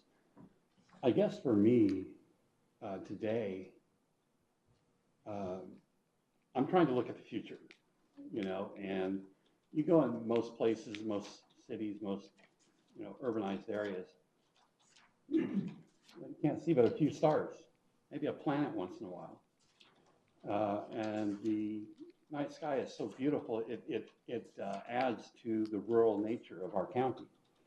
And I think, in this valley, we're probably really much too late. But in the Welton Valley, Mohawk Valley, it's not too late. And that's always been the goal, is to enhance development in those areas of people who want that rural lifestyle. So I understand there may be some challenges. I think as this thing is written, there would be some challenges, but I think we can overcome most, if not all, of those challenges. So the question is, does this board even want to consider it? Because twice before, it's my third crack at this, I think. Twice before, it's been just flat turned down. The first time in 2006, the supervisor in your district at the time was just a flat no. Yeah. So it really was going to go nowhere. But I still have the same aim, looking toward the future, and particularly in those areas that we have ripe for development in urban settings. I think we're benefiting them long term. That's always been the goal. So I would not want to waste staff time trying to tweak this thing and fix all of these things that we've heard discussed today if this board is not generally accepted the idea. And because I know it's going to take quite some diligence to try to work on these issues you've heard today, and maybe others that would pop up. That proposal was worked on, I think it was worked on for quite a while, and then Prop 207 came in right at the time we were ready to present it. Is that right? Correct. Yeah, and so I guess we can basically poll the board, right, without taking an official action? Yeah, your agenda is good for that. And just, I'm going to throw this in. I'm happy to do a detailed legal opinion on Prop 207 to see where you're standing on that and any risk associated, if any, and so forth, if that would help and bring it That would, back. That would help yes, tremendously. Thank you. tremendously. okay? Thank you. Yeah, Yes. absolutely. That would definitely help. Yes. So I would like to proceed, so that's, myself. Mr. Vice Chairman, like I said, the reason I brought this back was because I'm hearing a lot from the people out in East County, the foothills and East County, about the light overtaking the night sky. Yes. I'm fortunate. Where I live out in Tacna, you can't imagine the difference between being here in town and being out there and seeing the number of stars in the sky. And just, I mean, you can see everything. You see satellites going overhead, shooting stars everywhere. So I think this is something that we really need to go forward with. You look at the other counties and the other cities around the state that have adopted this. Obviously, they've gotten around the 207 issue somehow. And I really think it's time that we start looking at this. What do you think? Oh, yeah, I don't have You any too? problem. Supervisor Porteous. I don't mind looking at it. I mean, especially if it's, I know in some parts it's kind of late, like you mentioned Yeah. it. Right. But, and I would hate to add another, burden to someone that's doing construction, but if we have that out there and then that's what they're asking, well, hey, I'm willing to listen. Yeah, I'm with you, Supervisor Porteous. As you know, I'm always loath to add costs. And we've had many discussions over the And years. restrictions, on yeah. Restrictions and what it costs a homeowner. And but I think for not a huge cost, in my opinion, maybe that'll be part of the discussion. But when you've got new construction going in, if you can limit the type of lighting that they have, and it's common sense stuff, and some of it we already have, I think, due to these discussions in the past. And I think if they understand the value behind that extra money that they're spending, what they're going to get out of it in the long run. Right. Because like I said, a lot of people move out into the county because they want the quiet. They want to be able to, see the stars, I guess, as you would want to say it. Yeah. So I think if we sell it right and they understand, what they're getting for it, having to pay that little extra bit or whatever, I think it's a win-win for everybody. Mr. Chair, Yes. just in the 2 years that we've been on the board, we've had several issues about, and we have allowed or didn't allow certain things to, like the foothills, a street that didn't want any lights along it because because it ruined their ambience, the ambiance, there you go, of their community. The same thing with the one we had last meeting where the tower was turned down because of the light that it was going to inhibit their views. I think that there are, I think if you were to poll the citizens, I think you would find that they would like to see future somewhere that we could continue to keep our rural designation and like in East County, where there isn't any light yet. So I'm all for it. And it seems to me that we should be able to either get one of your people certified or hire somebody that is certified to do the lighting from the county, and that would help lower the cost for the individuals that are rezoning or putting in new things. Would that help with the cost? Well, that's the cost of the county then. Right. There would be a cost to the county. But in thinking about that, there's so much information about how a light casts its light. And I think during the permitting process, you can get really, really close by saying, okay, this light at this intensity with this shielding at this distance from the property line should be fine. And I'm pretty sure that we have staff that are sharp enough to kind of figure that out. It might be within a quarter of a lumen or a half of a lumen, but if we permit it and allow it, then that's the end of it. I don't think we need to hire engineers to go out. I think we can figure it out pretty daggum close in-house without a whole lot of expense, without having to go out and measure, you know, how strong this light is just on the other side of the property line. I think that's going a little bit far. Well, Mr. Chair, not to trigger 207, Prop 207, we have, as you say, we have very good staff. We'd have to look into what a certification required, but seems to me that. It's part of the discussion. Yeah. I think it's worthwhile. And this is something that's been out there for quite a while. Like I said, it started back in '06, I believe, and I heard a little bit about it when I first got elected. Supervisor McLeod had talked to me about it, and I wasn't that informed on it. So I didn't understand what was the idea behind it, I guess. But the more I've looked into it, and like I said, I get a lot of calls, people asking for this type of ordinance. So I think now is the time for it. Yeah. I don't have 13 years. 14, really. We had a young lady that worked for us. She worked very, very hard. Anne, I think was her name, right? Yeah, and she worked really hard on this. I think she was a little bit disappointed when it went down in flames, but if you hear from her, you can tell her it's moving again.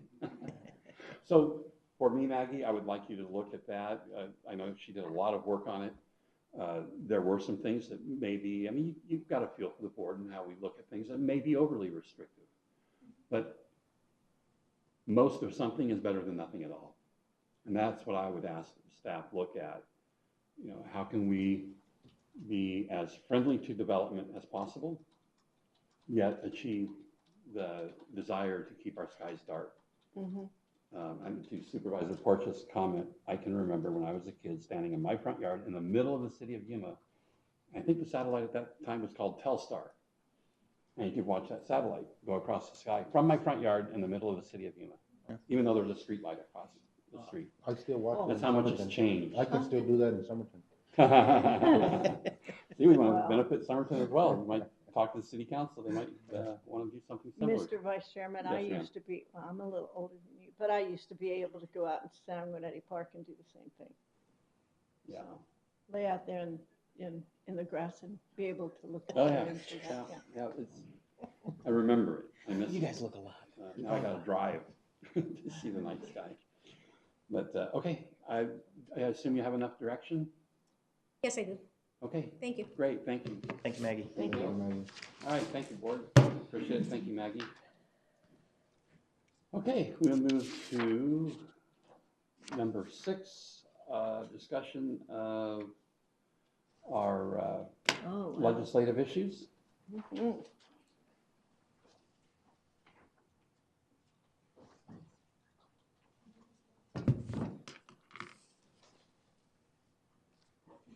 Well, you Mr. stretched all Vice Chairman? directions, aren't you, Mr. Melcher? Say that again, sir. You stretched all the directions. Election. Today's just a new challenge, so. Mr. Vice Chairman, members of the board, Paul Melcher, Director of Economic Development and Intergovernmental Affairs. First, I'd like to start with the finalization of the talking points for the NACO trip in March. I have 2 copies of the documents for you that I'd like to present. You'll see that it's the 2019 priorities for Yuma County, Arizona, and one has a star on it that says expanded version. At the Vice Chairman's request, one of the items on here was split into 2, and if I could turn your attention to item number, to page number 2 and number 3. On the expanded version, right? Yeah, yes. Okay, number 3, I promote. also have it up here on the board to give you a sense of what the change is in terms of the expanded version. If you'll note in your, we'll just call it the original version, I had tied the 2 concepts together of the port of entry infrastructure improvements and the staffing needs. So we had the items where we detailed specifically those recommendations about improvements to the port that would help decrease wait times and increase efficiency. And we had the 2 items on here that were related to the staffing. So at Supervisor McLeod's request, you'll see what we've done. Could you scroll down just a little bit? Thank you, Valerie, right there. So the first thing that I did was I just simply removed for the infrastructure components the 2 items related to staffing. If we look at the infrastructure recommendations overall, that's kind of the 30,000 foot level in terms of saying if those port improvements were to be constructed, that would be of great help to increasing port efficiency and decreasing wait times. There really wasn't anything to add to that. Val, if you'll scroll down to the next page, please. Thank you. What I'm highlighting here are, you can see that the bottom 2 points that have been highlighted in yellow and they're highlighted in gray on your sheets. I added the economic development aspects that I had originally considered for the staffing to show the impacts of what delays cost. To the region, there's a financial impact because on a daily basis, we know that there are millions of dollars coming across. On a monthly basis, we're looking at $23 million of activity to the region. For the city of San Luis, that activity, shoppers, travelers coming across, constitutes approximately 50% of their general fund budget in relation to those sales tax revenues. And then for the agriculture, we had wanted to talk about the specific impacts on ag in relation to farm labor shortages and the increased operational experiences with the delays for the H-2A or other workers coming across to be able to work in the fields. But also on the bottom, we expanded then the 2 talking points particular to staff. The first one was in relation to, we want to make sure that we are advocating for the appropriation of the port director to be able to not only hire, but to retain staff. The Customs has a program in general where they're trying to provide incentives both to hire customs agents, but then also looking at the retention considerations as well. And then the last one is simply the repeat of the entomologist. Oh, yeah. So we wanted to make sure that as we move forward, the entomologist is key because we don't want to have any loads delayed while the insects are being identified, and then have any spoilage related to those loads because they're typical fresh produce. So Mr. Vice Chairman, this splits it up with the focus on the staffing and the economic, and then separates the components related to infrastructure as you had requested. So I'd like to start there to get the board's feedback on what it would prefer in relation to dealing with the topic. Any comments from the board? Agree with splitting them into 2 topics? Yeah. Please. Okay. Okay. Thank you, Mr. Melcher. You're welcome. So we'll, in essence, the rest of these are finalized. Nothing from the earlier versions had changed from the February 4th meeting. So we'll make that final. We'll put together this as the expanded version, and that's what'll be the talking points for those meetings there. Excellent. Thank you. Mr. Vice Chairman, I'd like to next turn your attention to the talking point sheet that's labeled United States, Mexico, Canada Trade Fact Sheet. At the request of Chairman Reyes, I put together this fact sheet with, I know he's not watching, but certainly he is. He is. I mean, no, with the assistance of Luis Ramirez at Oh. Ramirez. Yes. I have, and I'm just giving you the background a little bit on this in relation to the entire document. You can imagine how expansive the document is. There are 71 pages of fact sheets related overall to the agreement. Instead of trying to teach you everything about what the agreement encapsulates, the objective of these talking points was to provide an overview of what the benefits are. I'd like to start first with a little bit of the mechanization aspects of the document itself. And one of the things that we're trying to put forward here, and the emphasis on the second page, is the reasons why we want to put it forward in its current form. The document has been reviewed by all 3 countries. Back in November of 2018, the presidents from Mexico and the United States and the Prime Minister from Canada all agree in principle that this is the agreement they want to move forward. The United States Congress is beginning to look at this, but really the reason for advocating for a quick approval of this is that if the United States delays in its review and makes changes, then it's going to result in changes and delays for the other countries. In particular, the Mexican Senate is going to wait until the United States Congress is moving forward with its formal ratification process before it starts its ratification process. So it's really wanting the United States to take the lead on that to make sure something's moving forward so they're not left out there ratifying something that hasn't been ratified by the United States, who is the chief requester for looking at the agreement again. And the other reason for advocating for quick approval is that later on in the year, in October, Canada will have its own federal elections. So if this document's delayed, if it's changed from that aspect of it, you're looking for another year, another, it'd be difficult to tell how long a delay might occur because of the, any changes in the administration in Canada. The other aspect of it that they want to move forward with it is is to prevent it opening up from potential amendments. A lot of the work that went into crafting this agreement was based on creating a more fair and equitable trading ground for all the countries, in particular Mexico. There are some instances where some of the aspects of NAFTA allow for some producers in the United States to be able to seek litigation and stop during a produce season that results in the fact that the produce from Mexico is not being able to be brought into the country. So what they're trying to do is level some of the playing fields in that aspect so that it removes some of those barriers and the ability to create a false barrier for other countries to be able to participate in markets. So they're really looking at that equitability there to be able to establish that the countries have a fair and equal trade, both from North America through North America, but from United States through Mexico and also through Canada. So that's the reason for ratifying it quickly. I'd like to just cover in general the reasons for ratifying the agreement overall. And the first one, I'm going to lump it into a general category, is about data preservation. One of the aspects that was discussed was that data is very integral to all of the companies, both in Mexico, Canada, and the United States. One of the considerations was those companies need to preserve that data because it's really integral to how their operations work. It's proprietary. So they wanted to make sure that the data can remain in the country of origin where the company is. And if you do trade in other countries, that you wouldn't have to disclose what data would be pertinent to your operations to the other countries. So you can imagine that that data could be subpoenaed either in Canada or Mexico if you're a country from the United States, and you'd be subject to disclosing all of that data that really helps generate that business case for your company. One of the other prime objectives of this agreement is when there's uncertainty in terms of the overall agreement, it restricts the ability of the companies in all of the areas, particularly along the borders, from developing. The companies that are typically developing along the border hold off on capital investment because without the agreement, they want to make sure that they understand what the rules are for for being able to develop.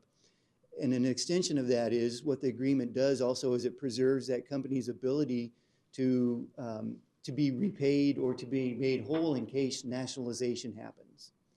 In the existing agreement right now, there's no guarantee for a company that if one of the countries nationalizes a portion of any of the aspects of this agreement, so let's just say it's a farm commodity, that the farmers or whoever's made the investment in that country would lose that asset and wouldn't be repaid for that asset.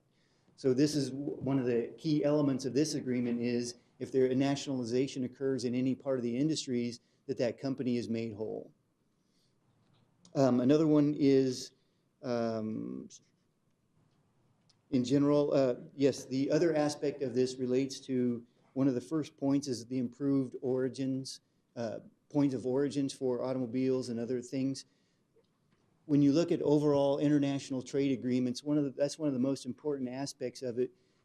When you can detail exactly where the vehicle or the automobile originates or whatever your manufacturing originates, it helps establish most favored nation status as part of the trade agreement. So having that established where it's very clear that where the nations of origin are makes it very clear when you're establishing any tariffs or any of those other considerations for manufacturing. So it helps keep North America competitive because you can look at that and you can make that specific origin statement in relation to what's being manufactured. I'd also like to just detail on item number 6. Those are some of the general aspects of what the agreement covers. Intellectual property and data protections, I touched briefly on the data protections, but the intellectual property goes to the fact that if there's some e-commerce that's taking place, that it wouldn't be subject to tariffs. That e-commerce included some of the e-books, some of those other components, music, songs, those kind of aspects of it. But it also shored up another component of this, what we've been talking about globally in terms of other Pacific Rim countries was pirating or counterfeiting of goods. So what this agreement does also is restrict the ability of any country to be able to sell pirated or counterfeit goods in North America. And it also, this will probably be good on a local level in terms of the de minimis amounts. It increased what people, travelers can bring back and forth among the various countries without having to declare a duty on that. There are also some extended labor rights that are worth mentioning. One of the components of the agreement actually states that 45% of all the auto wages have to be at least $16 an hour or higher. And it also allows laborers in Mexico to have greater rights in relation to what they're able to do overall in relation to their employment, but also to collective bargaining. It also has a very specific statement in there that it wants to remove any forced labor considerations from manufacturing. And then there are some environmental upgrades. A lot of the environmental upgrades were specific to the oceans in relation to overfishing, pollution of oceans, and those considerations. There wasn't anything in there that I could tell that was related to air quality, some of the some of the considerations that we might have locally, but otherwise there are a lot of new aspects of this.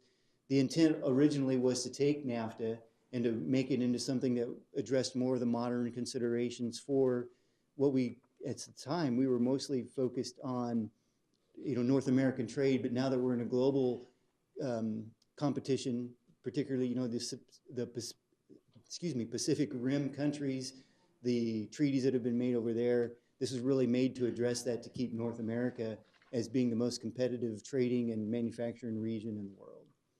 Mr. Chairman, I know that's a lot of information in a short time. It might seem to be complex, but I'd be happy to answer any questions if I can. Well, first off, I want to commend you for the deep dive into what that agreement says. This is excellent information and very informative. Thank you. So thank you for that. You're welcome. Questions from the board? No, very thorough. No? No. Okay. We're good with the legislative priorities then? Oh, yes. Okay. Just a comment. Of course, go ahead. And this is just so I get an idea, but whenever it's not a priority, but whenever you have a chance to see if you can find out for the entomologist, how often do they need one there, and is at the port? Yeah, at the port. I'm just thinking of things, maybe there is something that we can look at or for in the future. So okay, we'll do. Okay, state legislative. Okay, Mr. Chairman, just as an overview, you have a packet in front of you that includes some of the bills of general focus, but also it includes the CSA summit from the last LPC meeting. I know that as going back to the retreat in October, that the members of the Board of Supervisors had participated in and selected those particular points to put forward as the legislative priorities for CSA. I just wanted to include those to give the board a summary of the actions and, what CSA has voted on at the LPC level so far. I'll turn to the first page then, Mr. Vice Chairman, again, to look at this. Just in general, the deadline for bills being introduced passed last week. So, it expired, however you would like to phrase that. So there won't be any new bills, but the other challenges coming forward now are the strike-alls. So that you'll see more bills coming through. All of a sudden, it's, just that strike-all bill that comes up out of nowhere that we're trying to anticipate. I wanted to reference those because, as Robin said, there are 66 bills related to elections now. And we've been tracking them just to see which ones seem to be, we'll just call it coming to the top in terms of some of the other priorities. So a couple of the bills just in general, the flavor is coming out to be somewhere that I think it looks as though bills that address allowing for earlier tabulation are going to move forward. One in particular is going to allow for tabulation to start 14 days in advance instead of 7. So in terms of getting results out to the general public on election night, that'll be a great bonus. It might not impact Yuma County so much, but even to be able to start out 10 days would be, as we move forward with the increased amount of early ballots, would be a benefit to us. We're watching several bills that are related to emergency vote centers. I have it included in the packet, and it's further on down the line, but the good news that came out was a resolution. If you'll recall from the last report that I gave, SB 1072 had the appearance of eliminating the county's ability to have vote centers. So staff and ACO worked with Senator Ugenti Rita to get the language reincorporated back into SB 1072 that made it clear that it's still vote centers are a viable voting component. You wouldn't have to go to, back to the precinct-based voting. So that was a good resolution to that issue, and we were very happy that it got resolved.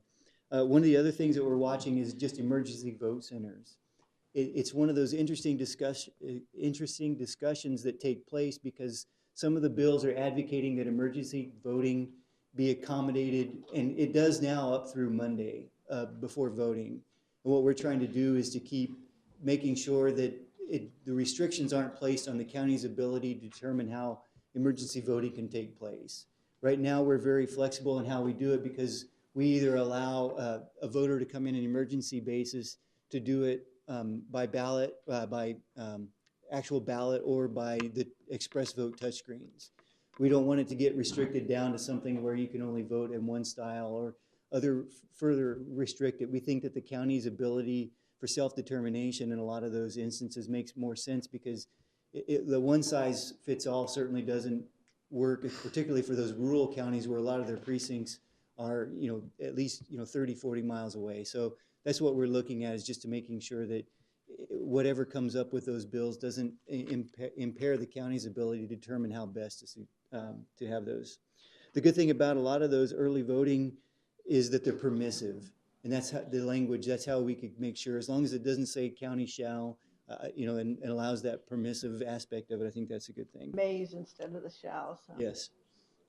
Mr. Vice Chairman, so going back, the Internal Revenue Code conformity and the retroactivity, I haven't heard much on the update on that. I think there's continued discussion at the state level, and ultimately, I think any legislators putting this forward are going to have to look at and see what the likelihood that Governor Ducey would veto the bill. The discussion still is, if the conformity isn't achieved, then the state would receive additional revenues, and the discussion there was having those revenues go into, we'd consider it the fund balance or the rainy day fund. So that'll be another continuing item to watch, just to see how that conformity goes.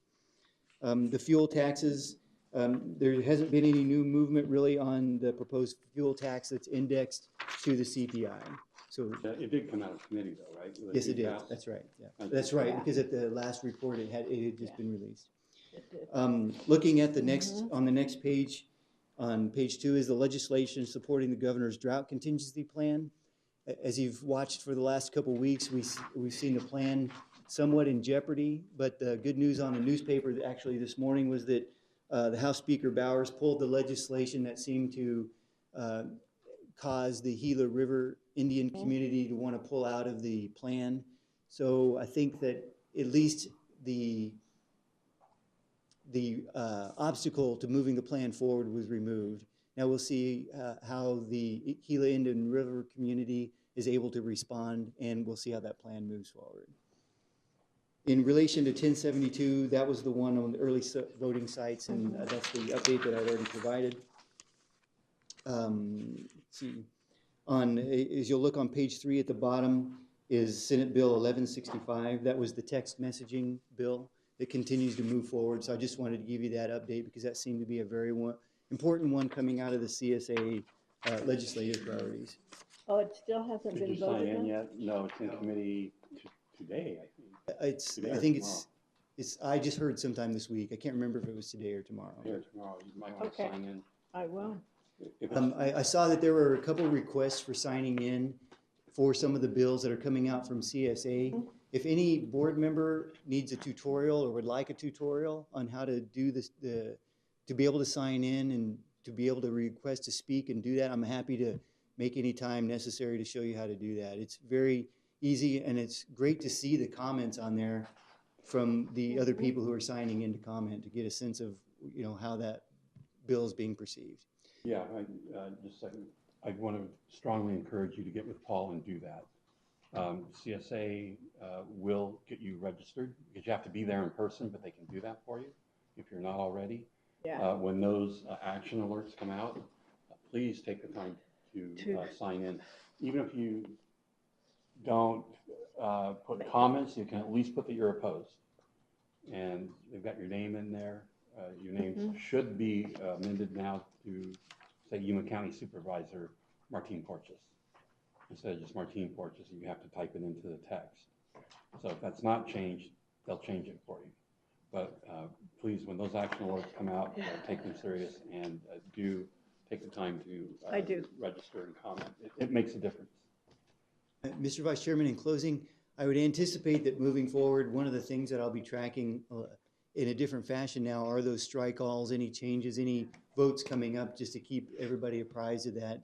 It's kind of the dust settling period right now as we're moving forward into March. So it'd be very interesting to see what that report looks like and see what that activity is on some of those bills that we thought were marginal. You know, some of the bills that have been coming up for a long time about discussion about the vehicle license tax, about fuel taxes, about roads, you know, HERF, those related. So it'll be very interesting moving forward. Yeah, those, especially those, please sign in and support that. We need to get our roads fixed. The only way we can do that is if the legislature acts. Mr. Chair? Yes. Those strike everythings are a scary part of, because bills that you think you have either gotten through with an amendment that helps you, or have gotten prevented from going through, they come back up on those strike alls, and sometimes you don't even realize it until it's almost too late that they've been. And that's when you're in the chamber. And that's when you're in the chamber. That's right. I know how hard it is for Yeah. you to keep up. It is, because people before the 7-day cutoff will put a whole bunch of bills that say corrections for this, corrections for that, and those bills become strike-offs. So, and they may not have anything to do with the subject that they were originally dropped. Paul, do you have any information for us on how the secondary bills for CSA are? We had our top two priorities, but there was ability to move vehicles off of properties. I know it had run into Representative Fernandez had some considerable concerns, and those were recognized. I know they were working on that, but I don't know where it is currently. Then there was the tax liens for burial costs. I believe that moved out of the Senate. I think it moved out of one chamber. I think it's been transferred. And what else was there? The elderly homeowners, that one? I don't think that was a CSA priority, no. Mine. Mr. Chairman, I'll go back and look through those priorities and check and get a status report out then. Yeah, okay. Would you Short-term rentals. And what were those again? For the board, because if you'll look at the, I could probably email it to you, Paul. It's the document that CSA put out for their legislative priorities. Yes. Yeah, your front side, right, which we seem to be doing pretty well on. I was talking about the priorities on the back of that two-pager, but double-sided sheet. And there were two in particular you wanted to check on? No, I wanted to check on all of them. Oh, check on all of them. Yeah, Okay. except for the hospitality tax one. That one was not moved forward. Okay.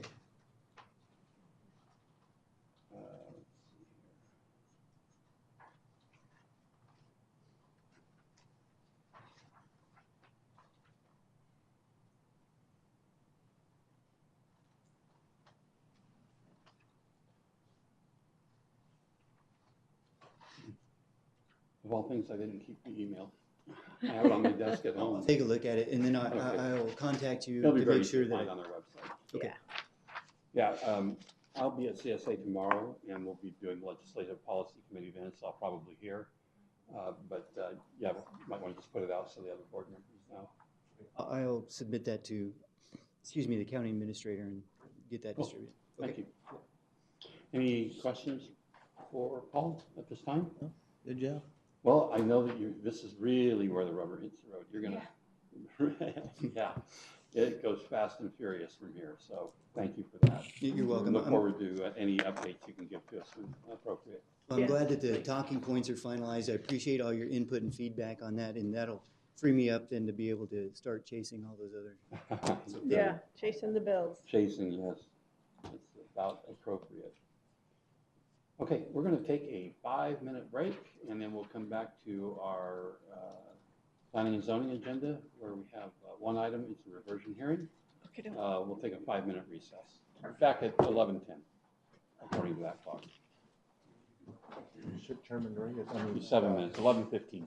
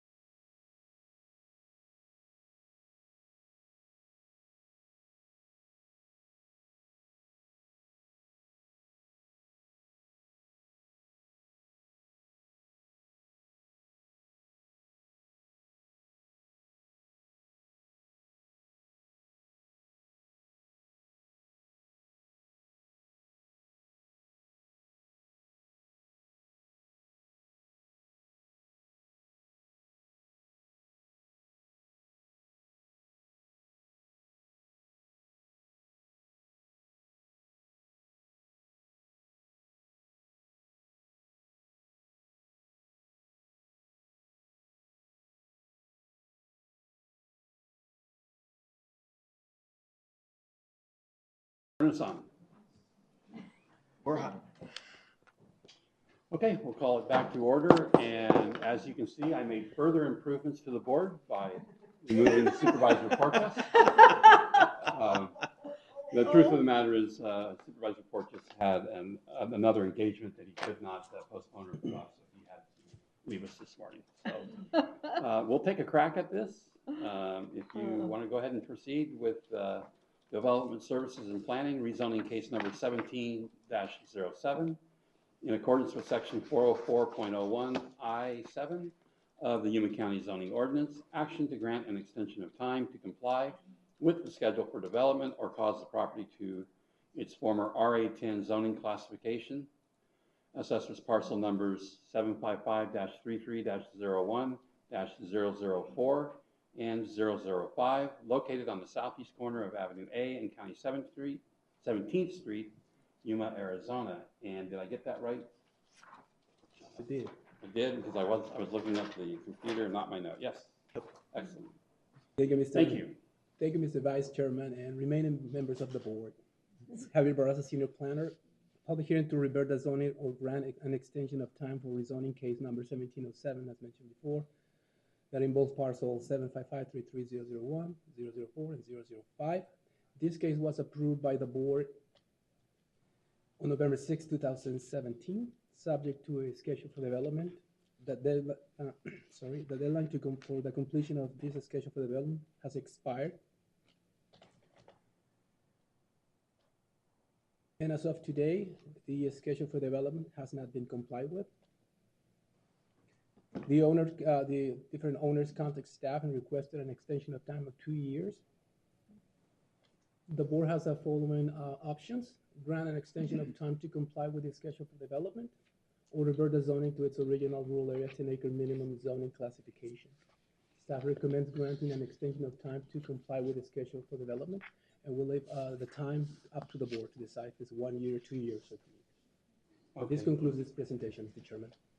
Thank you, Javier. Any questions from the board? You know, I didn't think to go back and look in my notes. Do you know what the vote of the board was at that time for approval? You have For the original rezoning kit, for Yeah. I think The original. it was 5-0. It was 5-0, so Yeah. it wasn't controversial in any No, way. sir. Okay, thank you. Okay, I don't no know. questions? No. Okay, I'll entertain a motion. I'll make a motion that we grant the extension of 2 years for rezoning case number 17-07. I'll second. Okay, we have a motion and a second for 2 years extension of time. Any other discussion? Okay, all those in favor signify with aye. Aye. Any opposed? Okay, ayes have it. Thank you. Okay, that takes us to our events calendar. And we'll start with Supervisor Pancrezi, as per typical. Well, I attended the retreat that we had on the budget, and it was very thorough. I'll talk to Susan about rearranging it. I don't like all those people behind me when we're there. And then I attended 2 of the legislative policy committee meetings via the telephone on both Fridays to keep up to date with what's going on at the legislature. And that's it. Okay. Supervisor Simmons. Attended the Mohawk Irrigation and Drainage District Board meeting, monthly board meeting. Also the Yuma Irrigation District luncheon that they had over at their office. The BOS retreat as well. LEPC meeting. Had a community meeting in the foothills, and I'd like to thank Craig Sellers and George Amaya and Sergeant Pareda with the Sheriff's Office were also there in attendance to field questions, and there was a lot of them. It was a hot meeting, I think. Also, Hank Days Parade last Saturday. Attended the Mesa del Sol homeowners meeting last night, which was basically to discuss the annexation of Mesa del Sol. Very interesting meeting. Just to reiterate what Supervisor McLeod said earlier, was that the fact that the sheriff's office received numerous amounts of praise for the way they handle the foothills and specifically Mesa del Sol with their responses and the way they handle themselves.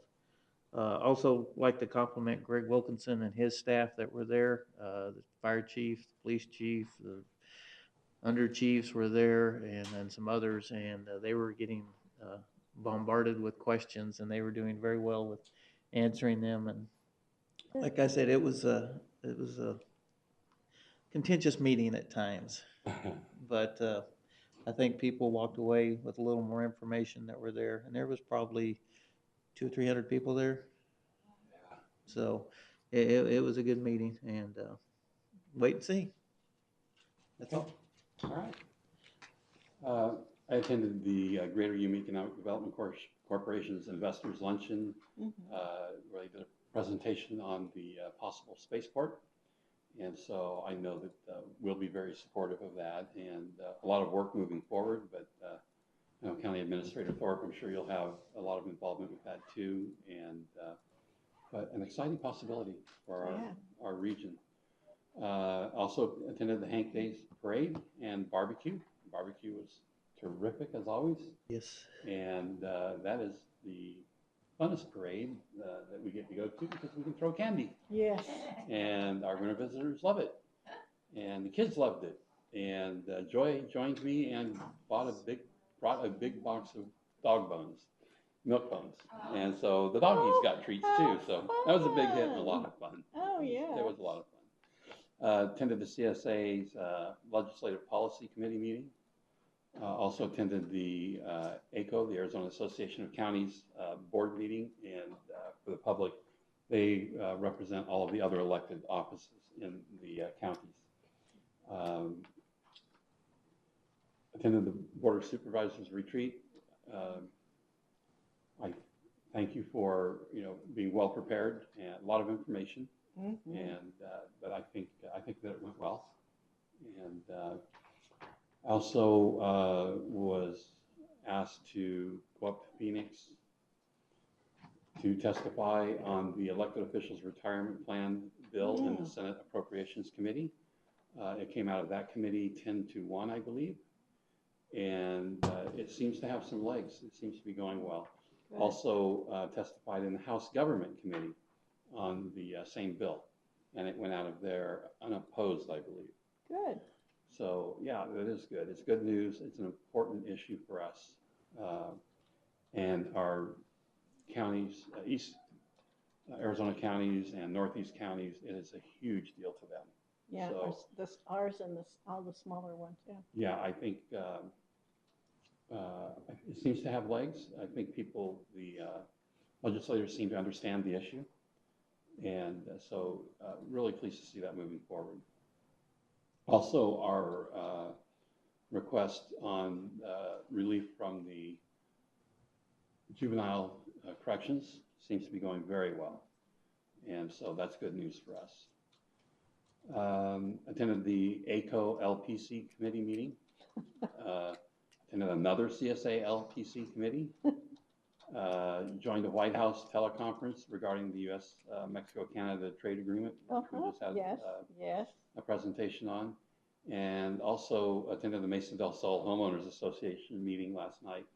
And I agree with Supervisor Simmons that there was a lot of information. There was a lot of misinformation that was able to be corrected. I agree with you. I have to commend the folks there from the city. They were incredibly polite and patient. Despite the fact that there were some unnecessary comments made, which were unfortunate. But, people, they kind of get a little emotional when they, aren't sure what the consequences are. There's always that what if or that fear that comes with those things. So, and it was interesting to note, just for the public, there are two things which are moving almost by coincidence at the same time, and that is the city's acquisition of Far West Water, which nobody except the city council has any say on, right? It's strictly a city issue. and it's separate from the annexation. The two are not tied together. Yeah. And there was a lot of misinformation or misunderstanding, I should say, that the two were linked. They made it very clear that they were not, and Far West that they are accused it. two separate issues, and also misinformation that the city was aggressively looking to annex that area, which is not true. The homeowners association approached the city and asked them, what if and how, what does it take, and how can you help us? Which the city has responded, positively to in a facilitation mode, not a, grab what we can, which that was some of the misinformation that was out there. Yeah. And so I think they did a good job of addressing that. So Supervisor Simmons did a good job of not jumping up and no, he was taking copious notes, though. I did notice that. It's tough to read which way that's going to go. It is, yeah. It's pretty much, yeah, it's a mixed bag. So it'll be interesting to see how that goes. It does provide a challenge to Yuma County. I'll be discussing that with you, Susan. I'll just discuss that with you at a later date. But I have some concerns for the county. So I'll turn it over to you, County Administrator Thorpe. Thank you. So last Friday was our county managers and administrators meeting at CSA headquarters, and we also had our Arizona County Insurance Pool board meeting as well, which we welcomed Coconino County into ASIP on the workers' comp side only, not on the liability side, right? So that's Yuma County came into ASIP most recently, and so now Coconino County. So all counties except for the largest, Pima and Maricopa, are part of the pool, which I think is going to be a very positive thing overall. And Coconino County has a good history, so it's a healthy situation. So we're not going to have a lot of claims that they're going to cause for us. That's a good thing. I do want to say that next, thank you for the feedback that we got during the budget retreat. It's very helpful as we go into the budget deliberation process. And of course, the biggest thing we're looking at is the pay structure that the city is looking at for not only public safety, but all their employees. So we'll be looking at what our options are and what we need to do to address that, as well as minimum wage. And minimum wage is never going away. We've kind of been taking it as a year-to-year process, but because there is no end in sight, it's a CPI from forever. There's no ending date. Like in some states, they say it goes up to 15 and it stops there or something. Ours doesn't have any stopping point. So that's an ongoing annual issue we're going to need to address. So that's going to be huge as it continues to rise, and it affects all of our other positions in the county. So that's something we'll be bringing forward to you. Just on a positive note, next Monday at 11 o'clock, Yuma County Library District has their volunteer appreciation event. If you're able to attend that, that would be great. And then on Tuesday, the 26th, the adult probation drug court graduation is happening at Church of the City. The following week, the 1st through the 7th, is the NACO conference and our visits to Capitol Hill. So that will be Chairman Reyes, Vice Chairman McLeod, and Supervisor Porches and myself attending that. And we've got, Desiree's been doing a great job setting up all of our meetings with our congressional delegates. And so we'll be set up for that. And hopefully the weather will hold and we won't have snow or sleet or anything else when we get there. Dear, So. yes. And we'll have our talking points finalized based on your discussion today. So ready to go. Okay. A couple more things. I wanted to point out that the job of setting up the congressional appointments is just so easy. Right, Desiree? Oh my God. Yeah. Oh my. You can't believe how challenging that is. So thank you for being diligent. She's landing them still, and it started, a month and a half ago. So thank you for that. Are others going to be making the library appreciation event? I'm going to be. Me too. You will too? Okay. That's great, because I have a conflict. They're on my calendar. And so I'm going to come in briefly in the beginning to say hello, but I'll have to leave. Also, you mentioned ASIP. I forgot to ask Mr. Melcher to look after the constable's bill. Yes. And just for your edification, another one that you'll need to sign in on is, and Susan, forgive me, I don't remember the bill number, but if you could just push that out after Paul follows up on it. It made it out of committee. And the issue with that is Liability insurance. we face an issue where ASIP could not cover a constable. Yeah. And then if the constable is involved in misconduct with a weapon, it opens up the county, i.e. the taxpayers, to a large lawsuit. So it's just poor policy. Well, they already have the ability to carry a gun, so I don't understand why. The way this is worded creates an issue. ASIP already put CSA on notice. Mm-hmm. So, Off duty, yeah. Well, then get it. well, which anybody can. Yeah. But if there's something about it, and maybe Paul can research that and push that out so we're a little more knowledgeable on it. I'm sure I'll find out more tomorrow.